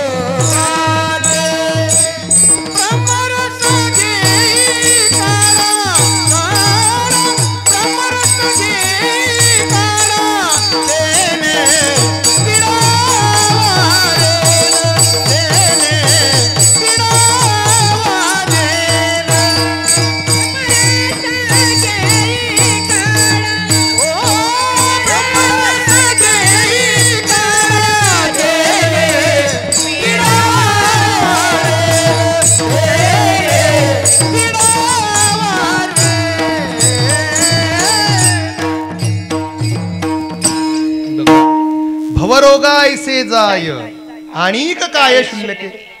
तुका म्हणे नो हे बाधा आणिक कदा भूतांची. भूतांची म्हणजे भूत नाहीत बरं का इथं. ती गावातली म्हणतात तसली भूत नाहीत, ही पंचमहाभूत आहेत. नाही तर एकाने मला विचारलं भूत बित जातात काय. बघा कधीही त्याला भूतबाधा होत नाही. भूतबाधा म्हणजे पंचमहाभूतांची. पंचमहाभूत म्हणजे ज्यांच्यापासून हा संसार भौतिक प्रपंच निर्माण झालाय. या प्रपंचाला आपण भौतिक म्हणतो ना. हे जग कसं आहे? भौतिक जगत, भौतिक प्रपंच. भौतिक शब्दाचा अर्थ काय? जे भूतांचं ते भौतिक. भूतानाम इदम भौतिकम असं संस्कृतात त्याचा आपण विग्रह करू शकतो. जे भूतांच्या संबंधी आहे त्याला भौतिक म्हणतात, म्हणजे भूतांपासून. आणि बरोबर आहे, हा सर्व प्रपंच पंचमहाभूतांपासून तयार झालेला आहे. पृथ्वी, आप, तेज, जल, वायू, आकाश. बरोबर की नाही? पृथ्वी, जल, वायू, तेज, आकाश ह्या पंचमहाभूतांपासून हा भौतिक प्रपंच तयार झालेला आहे. मग हा भौतिक प्रपंच तुका म्हणे नोहे बाधा. या प्रपंचाची बाधा, या प्रपंचाचा त्रास, या प्रपंचाचं चक्र त्याच्या माग कधीच लागत नाही. कोणाच्या माग? ज्याने ब्रह्मरस सेवन केलेलं आहे. बरोबर की? आणि म्हणून जीवनामध्ये साधं एक इंजेक्शन फाडलेल्या पोटाच्या वेदना क्षमवू शकतं. साधं इंजेक्शन. बरोबर की नाही? एक साधं इंजेक्शन दिलं तर फाडलेल्या पोटाच्या वेदना सुद्धा शमतात. असल्या तरी सुद्धा त्याची जाणीव आपल्याला होत नाही. तेवढी ताकद. मग साध्या सुध्या भौतिक प्रपंचातल्या क्षुल्लक इंजेक्शन मध्ये एवढी ताकद आहे, तर या समग्र प्रपंचाला उत्पन्न करणाऱ्या त्या भगवंताच्या नामामध्ये किती ताकद असेल. ते नाम घेतलं तर पोट फाडायचं काय? अहो जन्म मरणाचं दुःखही तुमचं त्याच्या पुढे क्षुल्लक आहे. कसं आहे? क्षुल्लक आहे, काहीच नाही. आणि हे तुम्हाला आम्हाला अजून कळालेलं नाही. हे ज्यांना कळालं ना त्यांनी छाती ठोकून संसाराचं दुःख स्वीकारलं. कळालं का? का? अहो संसाराच्या दुःखाने दुःखी होतात ती सामान्य जीव असतात. संसाराच्या दुःखातही सुख अनुभवतात ती संत असतात. विठ्ठल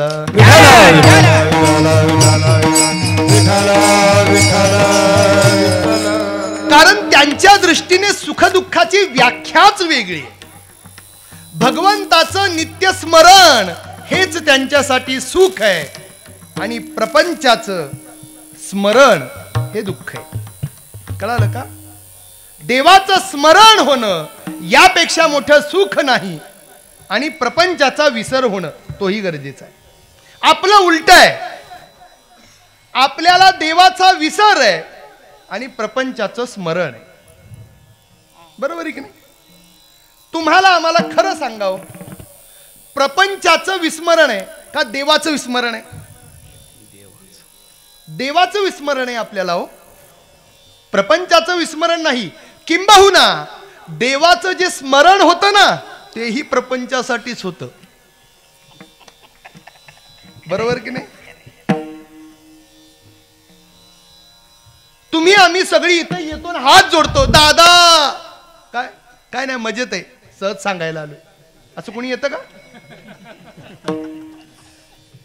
इथं आला आणि पाया पडला आणि बोंबलला म्हणजे काहीतरी प्रॉब्लेम आहे का नाही? प्रॉब्लेम आला की सोल्युशन साठी देव आठवतो. आणि जेव्हा प्रॉब्लेम नसतो तेव्हा देव आम्हाला आठवत नाही. बरोबर की नाही? म्हणून साधू संतांना गणित कळालं आणि त्यांनी सांगितलं अहो प्रपंचामध्ये. आणि त्यांनी सांगितलं म्हणजे काय? स्वतः भगवान प्रभू रामचंद्रांनी ज्यावेळेस हनुमंतरायाला विचारलं, अरे हनुमंता, संपत्ती म्हणजे काय आणि विपत्ती म्हणजे काय? बघा, सहज घडलेला संवाद आहे. हनुमंताने 2 वाक्यात उत्तर दिली. देवा तुझं स्मरण हीच सगळ्यात मोठी संपत्ती आणि तुझं विस्मरण हीच सगळ्यात मोठी विपत्ती. काय सांगितलं? देवा तुझं स्मरण ही सगळ्यात मोठी संपत्ती, आणि ज्या क्षणी मी तुला विसरेल तो माझ्या जीवनातली सगळ्यात मोठी, माझ्या जीवनातली ती विपत्ती. हनुमंतरायांनी सांगितलं. आता याच गोष्टीचा आपल्या जीवनात विचार करा. आपण असा विचार करतो का? आपण प्रपंचाचा असा विचार करतो, प्रपंचाचं नित्यस्मरण करतो, आणि नित्यस्मरण करून त्या प्रपंचामध्ये स्वतःला अडकवून ठेवतो. आता जो प्रपंच स्वतः दुःखाचा आहे त्याच्या स्मरणाने तुम्ही सुखी व्हाल? तुम्ही सुखी व्हाल नाही होणार.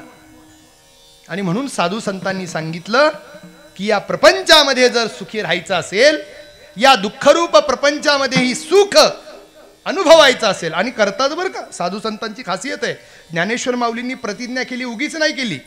अवघाची संसार सुखाचा करीन. करीन म्हणतायत, झालाय का? करीन. करीन म्हणजे केलाय असा अर्थ का? भविष्यात आहे का नाही? अवघाची संसार सुखाचा करीन, आनंदे तीही लोक. करीन, भरीन, जाईन, हसीन, उठीन, हे कधी आपण वापरतो? जी क्रिया आपण भविष्यात करणार आहे. प्रतिज्ञा केली ना ज्ञानेश्वर माऊलींनी, हा संसार दुःखाचा आहे, मी याला सुखाचा करीन. पण सुखाचा करीन म्हणजे आपण असं म्हणायचं का? मग ज्ञानेश्वर माऊलींनी प्रतिज्ञा केली, ते संत आहेत, नक्कीच त्यांनी सुखाचा केला असेल की मग आपण आज का म्हणायचं बरं संसार दुःखाचा आहे? बरोबर की नाही? बरोबर की नाही? ज्ञानेश्वर महाराजांची प्रतिज्ञा आहे. काय म्हणतायत? अवघाची संसार सुखाचा करीन. माऊली म्हणतायत म्हणजे ते खरं आहे. संत आहेत ते, त्यांच्या वाणीला वजन आहे, त्यांची वाणी काय असत्य होऊ शकत नाही. मग 700 वर्षांपूर्वी ज्ञानेश्वरांनी संसाराला सुखी करण्याची प्रतिज्ञा केली. झाला का? झाला? ज्ञानेश्वर महाराज काय खोटं बोलले? हा, अजून त्यांची प्रतिज्ञा पूर्ण नाही झाली. अहो, तो कोणाच्या दृष्टीने सुखाचा होणार? जो सुटलाय त्याच्याच दृष्टीने सुखाचा, तुमच्या आमच्या दृष्टीने नाही. कळालं का? मुक्ताच्या दृष्टीनेच जग बंधन आहे. आपण मुक्तच नाही, आपण काय याला बंधन म्हणायचं? कळालं का? नाही कळालं? कळूनही घेऊ नका. विठ्ठल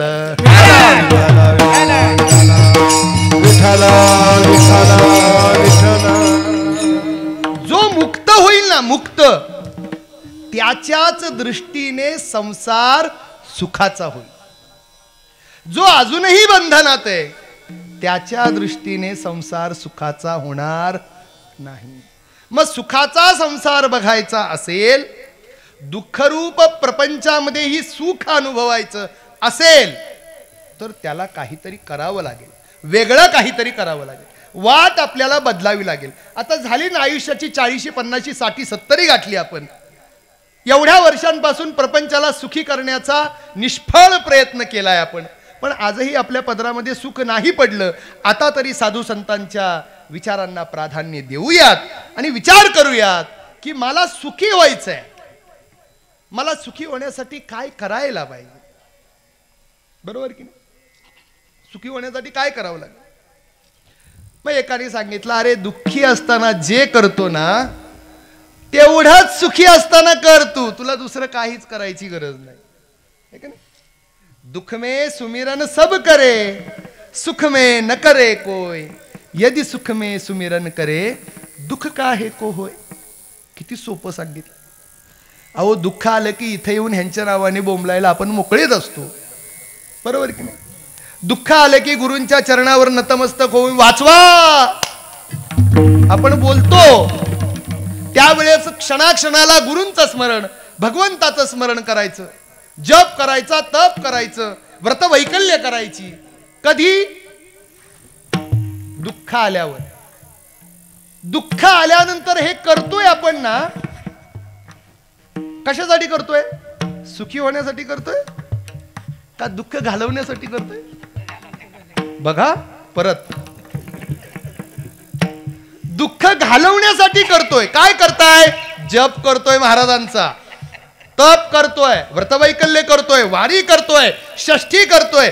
कशासाठी षष्ठी करताय? थोडा त्रास आहे घरात, अडचण आहे जरा. म्हणजे आजही आपण परमार्थ करतोय तो सुखासाठी नाही करत, दुःख घालवण्यासाठी करतोय. कळालं का तुम्हाला? मग साधू संत म्हणतात, अरे बाळांनो, तुम्हाला अक्कल आहे पण अर्धी आहे. जे दुःख आल्यानंतर करताय ना ते सुखात असतानाच करून बघा ना, काय होईल? अरे दुःखच होणार नाही. यदि सुख में सुमिरन करे दुःख का आहे, म्हणजे स्मरण करा, त्या भगवंताचं स्मरण करा, सद्गुरुनाथांचं स्मरण करा. फक्त अडचण आल्यावर स्मरण करू नका, अडचणी नसतानाही त्यांचं स्मरण करा. तुम्हाला कधीही अडचण येणार नाही. हे देवाचं प्रतिज्ञा आहे, देवाचा शब्द आहे बर का. अनन्याश्चिंतयन्तो माम ये जनाः पर्युपासते तेषां नित्याभियुक्तानां योगक्षेमं वहाम्यहम. देवाचं वचन आहे, योगक्षेमं वहाम्यहम. मी त्याचं योग आणि क्षेम हे दोन्ही मी पाहणार. देव म्हणतोय, कोणाचं योगक्षेम देवा तुम्ही पाहणार? अनन्यास चिंतयन्तो माम, जे सदा सर्वदा नित्य माझं स्मरण करतात ना, त्या माझ्या स्मरण करणाऱ्या माझ्या प्रियतम भक्ताच्या जीवनातील योग आणि क्षेम ह्या दोन्ही गोष्टी त्याचं कामच नाही, ते माझं काम आहे. योगक्षेमाचा अर्थ कळतो का हो तुम्हाला? का फक्त LICच्या पुस्तकात वाचल्यात? योगक्षेमं वहाम्यहम. योग शब्दाचा अर्थ जे अप्राप्त आहे ते प्राप्त करून देणं, त्याला म्हणतात योग. अप्राप्त असणाऱ्या गोष्टी प्राप्त होणं त्याला म्हणतात योग. आणि जे अप्राप्त असणार प्राप्त झाले त्याचं रक्षण करणं त्याला म्हणतात क्षेम. कळालं का? योग आणि क्षेम मी पाहणार त्याचं, असं कोण म्हणतंय? देव म्हणतात. कोणाचं योगक्षेम पाहणार भगवंता तुम्ही? जो सदा सर्वदा मला स्मरतो, माझं स्मरण करतो. माझं स्मरण करणाऱ्याला दुःख तर नाहीच, अहो पण त्याच्या जीवनात त्याला दुसरं काहीही करायची गरज नाही का? त्याचं योग आणि क्षेम हे माझं कर्तव्य आहे, हे मी करणार, मी पाहणार. त्याला पाहण्याची गरज नाही, त्यांनी एकच करावं, काय? भजन करावं, दुसरं काहीही करायची गरज नाही. त्याने फक्त माझं स्मरण करावं, माझ्या स्मरणामध्ये तल्लीन व्हावं. बाकीच्या त्याच्या सगळ्या गोष्टी आहेत ना त्या मी हँडल करणार. हे देवाचं वचन आहे आणि ते खोटं ठरू शकणार नाही. पण याची अनुभूती आपण घ्यायला पाहिजे. आणि म्हणून एका संतांनी सांगितलं, अरे दुःखात देवाच्या नावाने टाहो फोडताय, दुःखात सद्गुरूंच्या नावाने ओरडताय, अहो सुखातही त्यांचं स्मरण करून बघा, जीवनात तुम्हाला कधी दुःख होणार नाही. आणि म्हणून या प्रपंचामध्ये, दुःखरूप प्रपंचामध्ये दुःखाला स्वीकारून सुखाचा अनुभव घेणं ही एक मोठी कला आहे. ही परमार्थाची एक अवस्था आहे, ती सहजासहजी प्राप्त होत नाही. अहो या प्रपंच, दुःखाच्या प्रपंचामध्ये सुख कसं मिळणार? अहो मिळतं, पण भोगण्याची अक्कल पाहिजे. आणि मग ती अक्कल आपल्यासारख्यांना नाही. म्हणून देवाला वाटते, साधू संतांना वाटते की या सामान्य माणसाला ही रहस्य कळायला पाहिजे. आणि म्हणून साधू संतांच्या माध्यमातून तशा प्रकारच्या मागण्या मागितल्या जातात आणि आपल्याला उपदेश दिला जातो. अरे बघा, तुकोबारायांसारखे संत प्रसन्न झालेल्या भगवंताला काय मागतात, याच्यावरून आपण काय बोध घ्यायचा? आपल्यालाही भगवान परमात्मा कधी प्रसन्न झाला ना, आपणही असंच काहीतरी मागावं, उगीच काहीतरी मागायचं नाही. फाटक्या तुटक्या प्रपंचाला शिवायला सांगायचं नाही. दुःख मागू नका. दुःखासमोर प्रपंचाचं दुःख नगण्य आहे. लक्षात आलं का? ज्या दुःखाला तुम्ही चिंतयन्तो माम, माझं नित्य स्मरण व्हायला पाहिजे. नित्य स्मरण व्हायला पाहिजे म्हणजे कधीही त्याच्यापासून दूर नाही जायला पाहिजे, कधीही त्याचा विसर नाही पडायला पाहिजे. आणि म्हणून जीवनात जर या दुःखाच्या प्रपंचातही सुखाचा अनुभव जर घ्यायचा असेल तर त्यासाठी एकमेव मार्ग आहे, तो म्हणजे त्या भगवंताचं नित्य स्मरण. त्या भगवंताची नित्य काय काय व्हायला पाहिजे? काय व्हायला पाहिजे? हा, आठवण व्हायला पाहिजे. नुसतं आपण म्हणतो आठवण दादा तुमची नेहमी राहावी, काया ही माझी चरणी जिजावी. तो म्हणतो आठवण नेहमी राहावी. राहते का हो पण तुम्हाला नेहमी आठवण? नुसतं दादांना मागतो आठवण दादा तुमची नेहमी राहावी. का नेहमी राहावी? कारण तुमची आठवण नेहमी राहिली ना तर दुःखाची आठवण मला होणारच नाही. म्हणजे तुमची आठवण ही माझ्यासाठी काय आहे? इंजेक्शन आहे. कशाचं? भुलीचं इंजेक्शन आहे. काय भुलायचं इंजेक्शन आहे? दुःख भुलायचं इंजेक्शन आहे. पण दुःख जर तुम्हाला नित्य भुलायचं असेल, नेहमी भुलायचं असेल, मग तो इंजेक्शनचा प्रभाव नेहमी राहिला पाहिजे. बरोबर की नाही? आहे का नाही? तुम्हाला जर 4 वर्षासाठी दुःख नकोय, 4 वर्ष दादांचं स्मरण करा. 4 वर्ष तुम्हाला दुःख नाही होणार. 4 वर्षानंतर तुम्ही दादांना विसरलात की लगेच दुःखाला आठवता, हा विसरला वाटतं. कळालं का? आणि म्हणून जोपर्यंत तुमच्या मुखात नाम आहे, जोपर्यंत तुमच्या अंतःकरणात त्यांचं स्मरण आहे, तोपर्यंत कोणत्याही दुःखाचा लवलेश प्रभाव हा तुमच्यावर पडू शकत नाही. आणि हे गणित तुकोबारायांनी जाणलं होतं. आणि म्हणून त्यांना वाटलं की देवाला जर मागायचंच असेल तर दुःखातून मुक्ती मागायची गरज नाही, सुखाची भिन्न भिन्न साधनं मागायची गरज नाही. असं काहीतरी मागू की ज्यानंतर, ज्याच्या प्राप्तीनंतर मी जीवनात कधीच दुःख अनुभवणार नाही. मग ते काय आहे? अभंगाचं पहिलं चरण. हेची दान दे गा देवा, हेची दान दे गा देवा, हेची दान दे गा देवा, हेची दान दे गा देवा, हेची दान दे गा देवा, हेची दान दे गा देवा, हेची दान दे गा देवा, हेची दान दे गा देवा. तुझवी संरण व्हावा,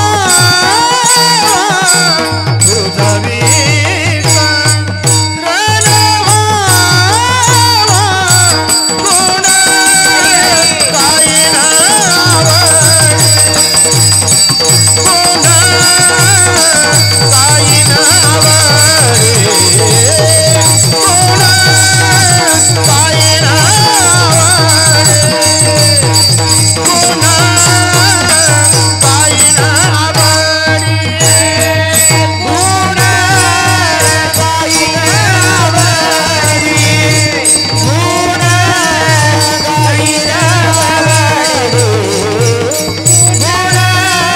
नावडे, गुण काही नावडे, गुण काही नावडे. विठोबा रखुमाई, रखुमाई, विठोबा रखुमाई, विठोबा रखुमाई, विठोबा रखुमाई, विठोबा रखुमाई, विठोबा रखुमाई, विठोबा रखुमाई, विठोबा रखुमाई, विठोबा रखुमाई, विठोबा रखुमाई, विठोबा रखुमाई, विठोबा रखुमाई, विठोबा रखुमाई, विठोबा रखुमाई, विठोबा रखुमाई, विठोबा रखुमाई.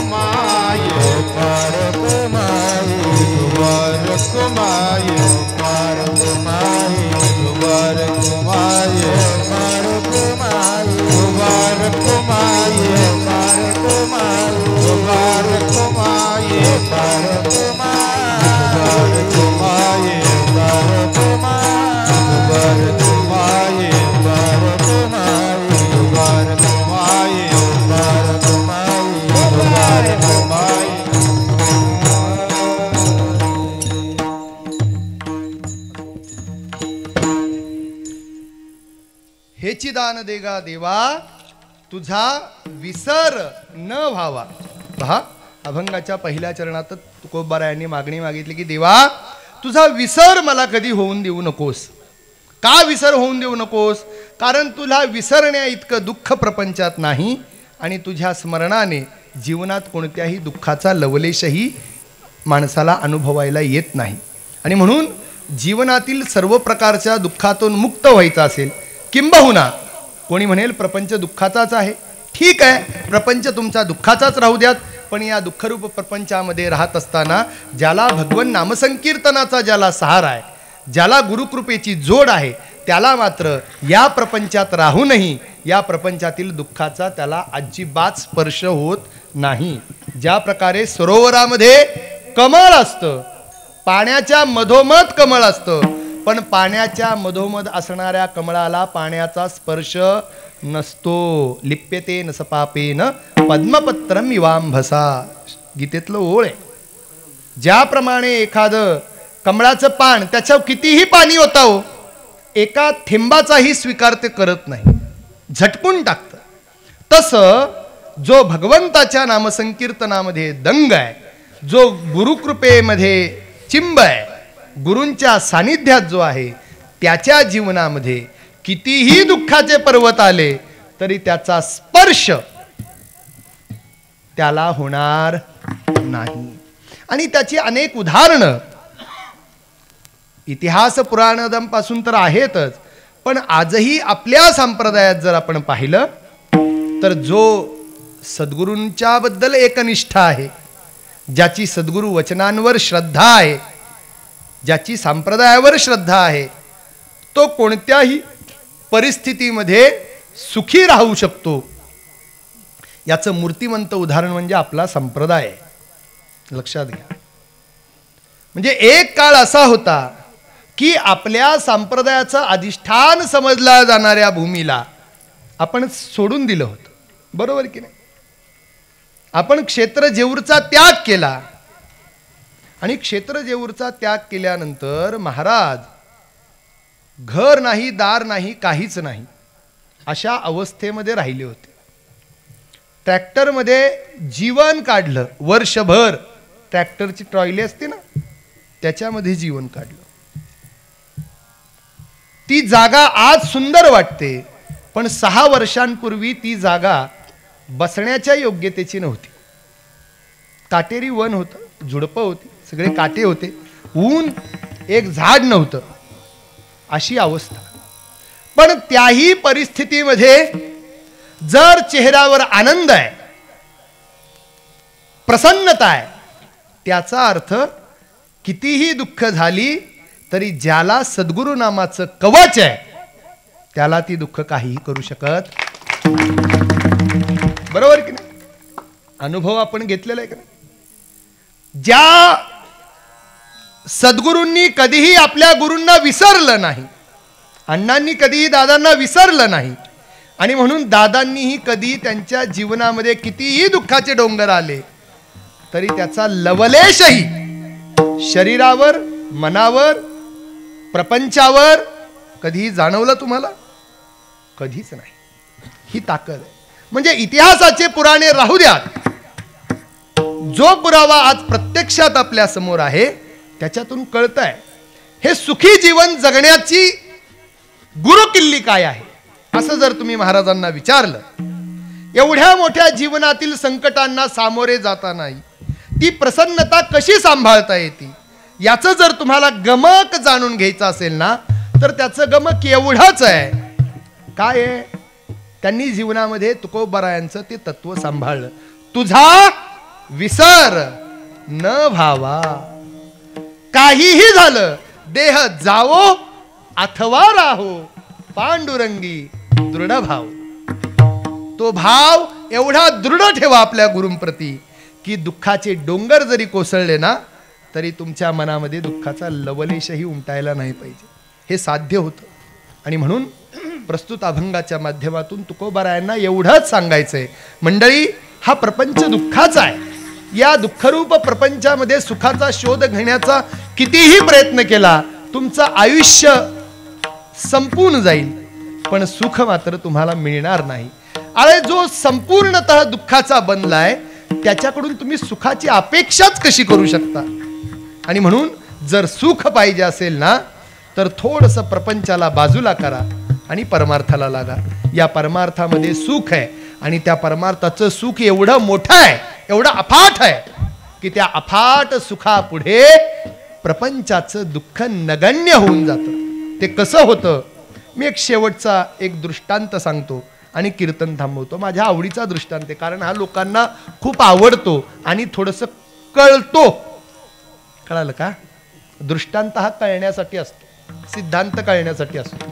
आणि म्हणून जो सिद्धांत मला सांगायचा आहे त्याच्यासाठी दृष्टांत. कारण का, आता मी पहिलं चरण सांगितलं, आता डायरेक्ट शेवटच्या चरणावर येतो.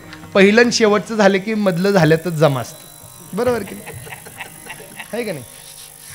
आणि म्हणून पहिल्या चरणात तुकोबारायांनी विसर न व्हावा म्हटलेलं आहे. वारंवार सदा सर्वदा भगवंताचं स्मरण करायचं असेल तर तुम्हाला शरीर धारण करावं लागेल. तुम्ही मुक्तीलाही नाकारताय. मग तुकोबारायांनी सांगितले की मला मुक्ती सुद्धा नकोय देवा, फक्त तुझं स्मरण मला घडत राहायला पाहिजे. अरे पण गर्भवासाच्या यातना खूप वाईट असतात तुकोबा, तुम्हाला माहित नाही का? तुम्हाला माहिती आहे, तुम्ही तर अभंगही लिहिलाय.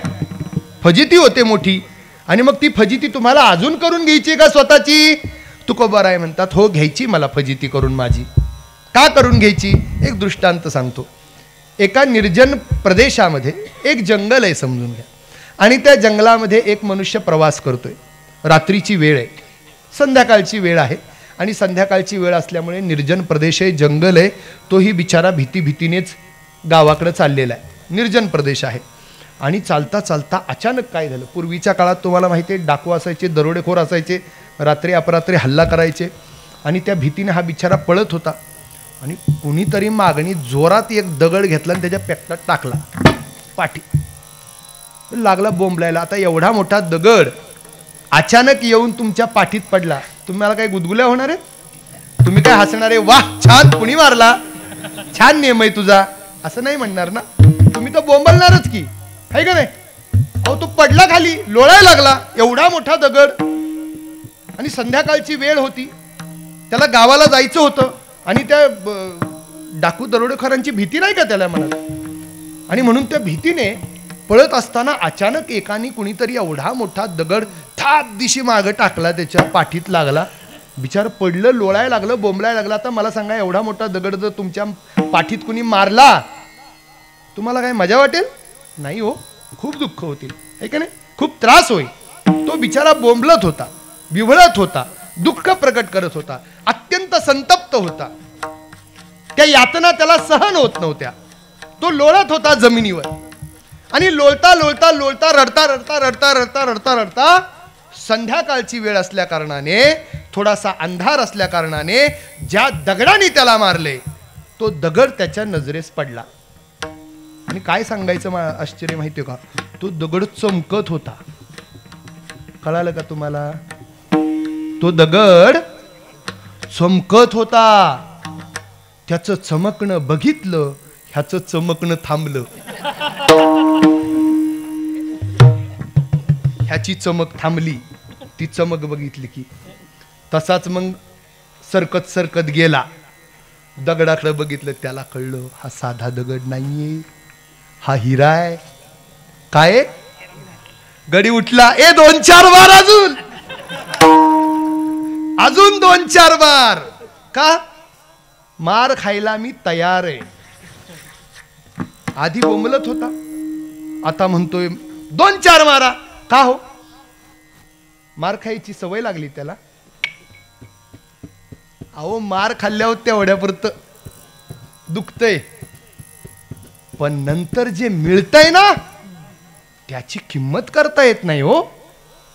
आणि मग हे मिळवण्यासाठी जर मार खावा लागत असेल, तयार आहे. कशाला?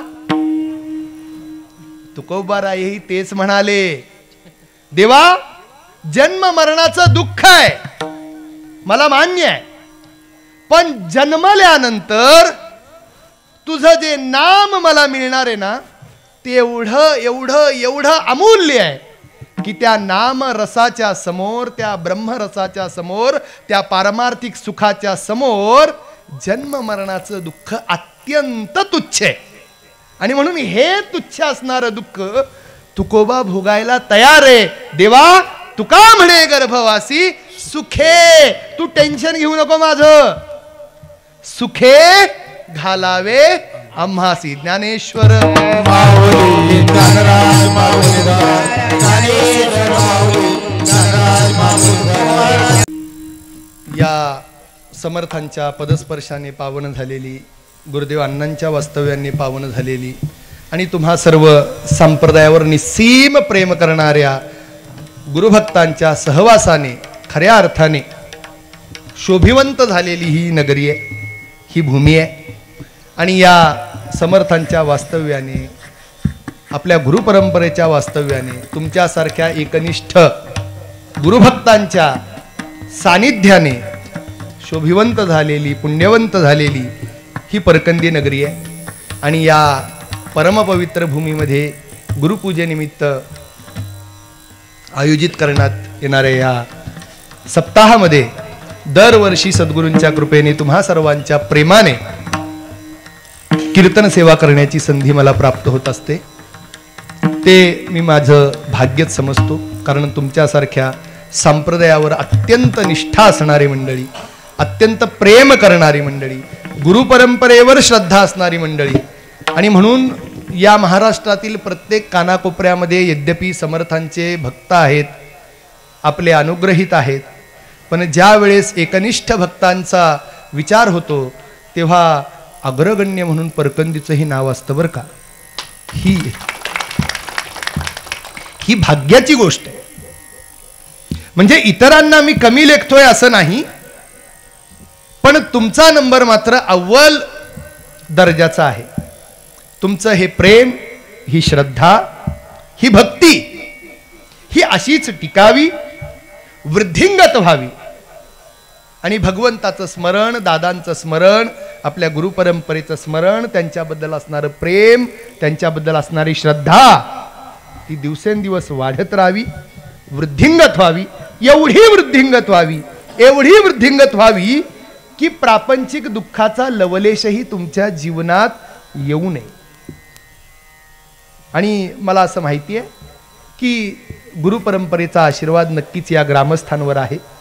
आणि त्याचं फळ म्हणूनच हा जो कार्यक्रम आहे, हा कार्यक्रम दरवर्षी उत्तरोत्तर बलियान, उत्तरोत्तर प्रगती पथावर चाललेला आहे. एक चांगल्या प्रकारच्या कार्यक्रमाचं आयोजन, नियोजन सर्व ग्रामस्थांच्या वतीने होत आहे. म्हणजे समर्थांचा हा कार्यक्रम हा काही फक्त संप्रदायाचा मर्यादित कार्यक्रम राहिला नाही, तर अवघ्या ग्रामस्थांनी मिळून हा कार्यक्रम केला जातो. ही खरंच अत्यंत आनंदाची गोष्ट आहे. गुरुभक्तांच्या माध्यमातून फक्त गुरुभक्त मर्यादित न राहता संपूर्ण ग्रामस्थ एकत्रित येऊन हे कार्य करतात. ही खरंच खूप आनंदाची गोष्ट आहे. आपल्या सर्वांवर सद्गुरूंची निस्सीम कृपादृष्टी राहावी. आपल्या जीवनातील सर्व अडीअडचणी दूर व्हावी. सुखाचा जो अलौकिक ठेवा आहे तो आपणा सर्वांना प्राप्त व्हावा ही समर्थचरणी प्रार्थना करतो. आणि एक अत्यंत आनंदाची गोष्ट मला आल्यानंतर कळाली की पंढरपूरमध्ये आपल्या संप्रदायाचे एक नव्याने अधिष्ठान तयार होत आहे. पंढरपूर म्हणजे विठोबाची नगरी आहे. ते मी रस्त्याने चालताना कुठेतरी एक फलटणच्या तिथे एक वाक्य आहे, वर बघा काय, सुखासी करीसी तळमळ तरी तू पंढरीशी जाये एक वेळ. जर जीवनामध्ये सुखा लागी, हे की नाही, करीशी तळमळ. जर सुखाची तळमळ असेल, सुख प्राप्त करण्याची, सुख अनुभवण्याची इच्छा असेल ना, तर साधू संत म्हणले अरे तुम्ही एकदा पंढरपूरला जा. मग का? सुखरूप ऐसा तुझ्या कोण सांगा, माझ्या पांडुरंगासारखा तो. अहो माझा पांडुरंग परमात्मा सुखरूप आहे. त्याला पाहता क्षणी सुख झाल्याशिवाय राहत नाही. रूप पाहता लोचनी सुख झाले ग साजनी, सांगितले. आणि म्हणून सुखरूप पांडुरंग परमात्म्याचं शांत निवांत सुंदर दर्शन या सर्व सांप्रदायिक गुरुभक्तांना, सज्जनांना व्हावं. त्या चंद्रभागेचं स्नान व्हावं आणि निवांत त्या वैकुंठ क्षेत्रामध्ये राहण्याचा योग सांप्रदायिक गुरुभक्तांना यावा. राजयोग यावा, नुसता योग नाही, राजयोग. राहायचं तर कसं राहायचं? राजासारखं राहायचं, बरोबर की नाही? वैकुंठात भिकारी चालत नाही, आहे का नाही? ते वैकुंठ आहे ना. वैकुंठात सामान्य माणसांना प्रवेश नसतो. वैकुंठामध्ये सगळंच नारायण रूप असतं, नारायण स्वरूप असतं. आणि म्हणून विठ्ठलाच्या नगरीमध्ये, वैकुंठ नगरीमध्ये गेल्यानंतर तो मुक्तीचा अनुभव आपल्यालाही यायला पाहिजे, ती नारायणत्वाची प्रतीती आपल्यालाही यायला पाहिजे. आणि म्हणून तुमच्या आमच्या सर्व प्रकारच्या सोयीसाठी त्या वैकुंठ नगरीमध्ये संप्रदायाच्या वतीने एक सुंदर असं आपल्या संप्रदायाचं अधिष्ठान निर्माण होत आहे. मंदिर दादांचं निर्माण होतं, एक सुंदर असा मठ निर्माण होतोय. अवघ्या महाराष्ट्रातील आपल्या संप्रदायी गुरुबंधूंनी अगदी मुक्त हस्ताने या कार्यासाठी मदत केली बरं का, अगदी सढळ हस्ताने. म्हणजे ज्यांच्याकडे बघून मला असं वाटायचं की या मंडळींनी खरंच देणगी देऊ नये, त्यांनी सुद्धा लाखाच्या देणगी दिल्या आणि माझं तोंड बंद केलं, अशी ही मंडळी मी पाहिली.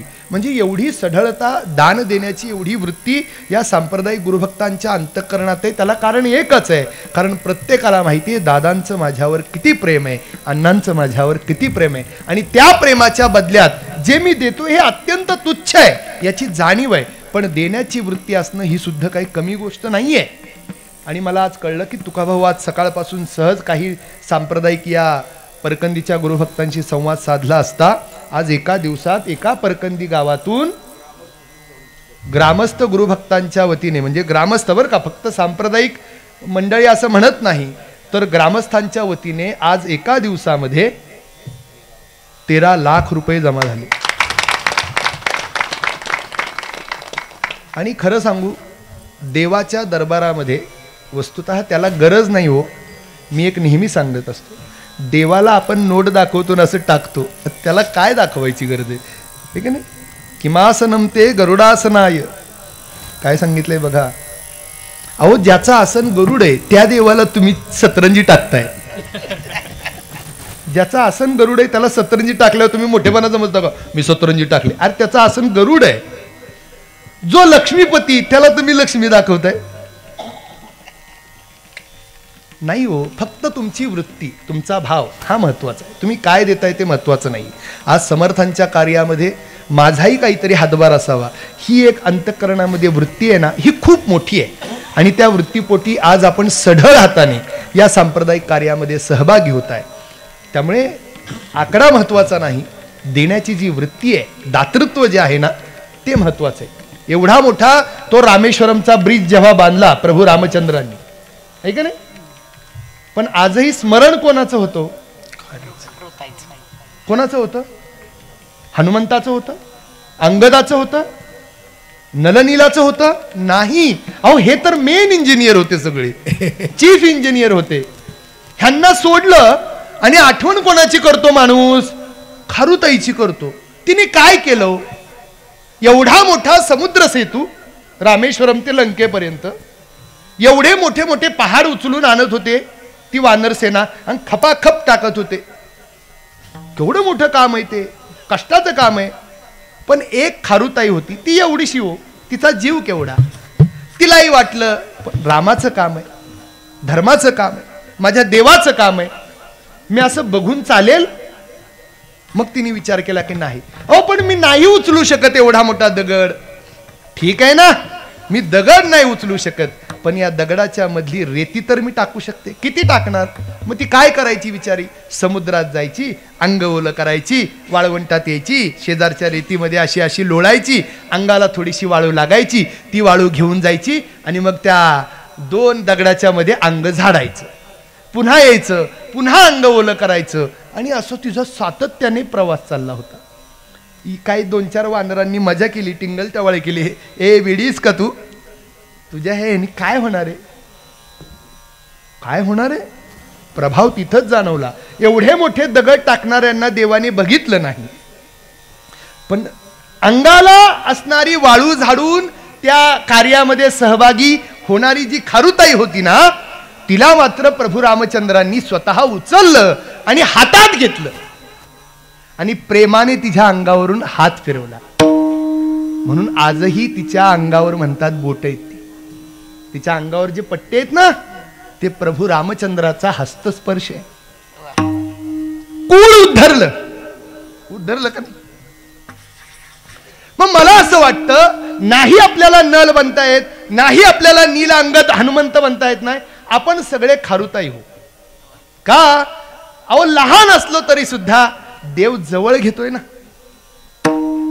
आणि म्हणून या सदुद्देशाने प्रेरित होऊन खरंच या सगळ्या संप्रदायातील गुरुभक्तांनी एकत्रित येऊन प्रत्येकाने खारुताईचा वाटा उचललाय आणि त्यातून एका भव्य दिव्य मंदिराची संकल्पना, मठाची संकल्पना आपली पूर्णत्वाला जाते. आणि म्हणून सांप्रदायिक कार्यामध्ये आपण सर्वांनी जो सहभाग नोंदवला त्याबद्दल माझ्या वतीने मी सर्वांना धन्यवाद देतो, शतशः आभार व्यक्त करतो. समर्थांची कृपादृष्टी तुमच्यावर राहावी आणि आपलं प्रेम असंच वृद्धिंगत व्हावं एवढं म्हणतो. यद्यत्र सौष्ठवम किंचित तद्गुरोरेव मे नाही, यद्यत्र सौष्ठवम किंचित तन्ममेव गुरोर्नहि. चांगलं समर्थांचा आशीर्वाद आहे. चुकला असेल वाणीचा दोष इथंच ठेवा, चांगलं असलेलं ग्रहण करा. शांतपणे कीर्तन ऐकलं त्याबद्दल पुन्हा एकदा धन्यवाद देतो आणि सेवा थांबवतो. विठ्ठल जय जय विठ्ठल, विठ्ठल जय जय विठ्ठल, विठ्ठल जय जय विठ्ठल.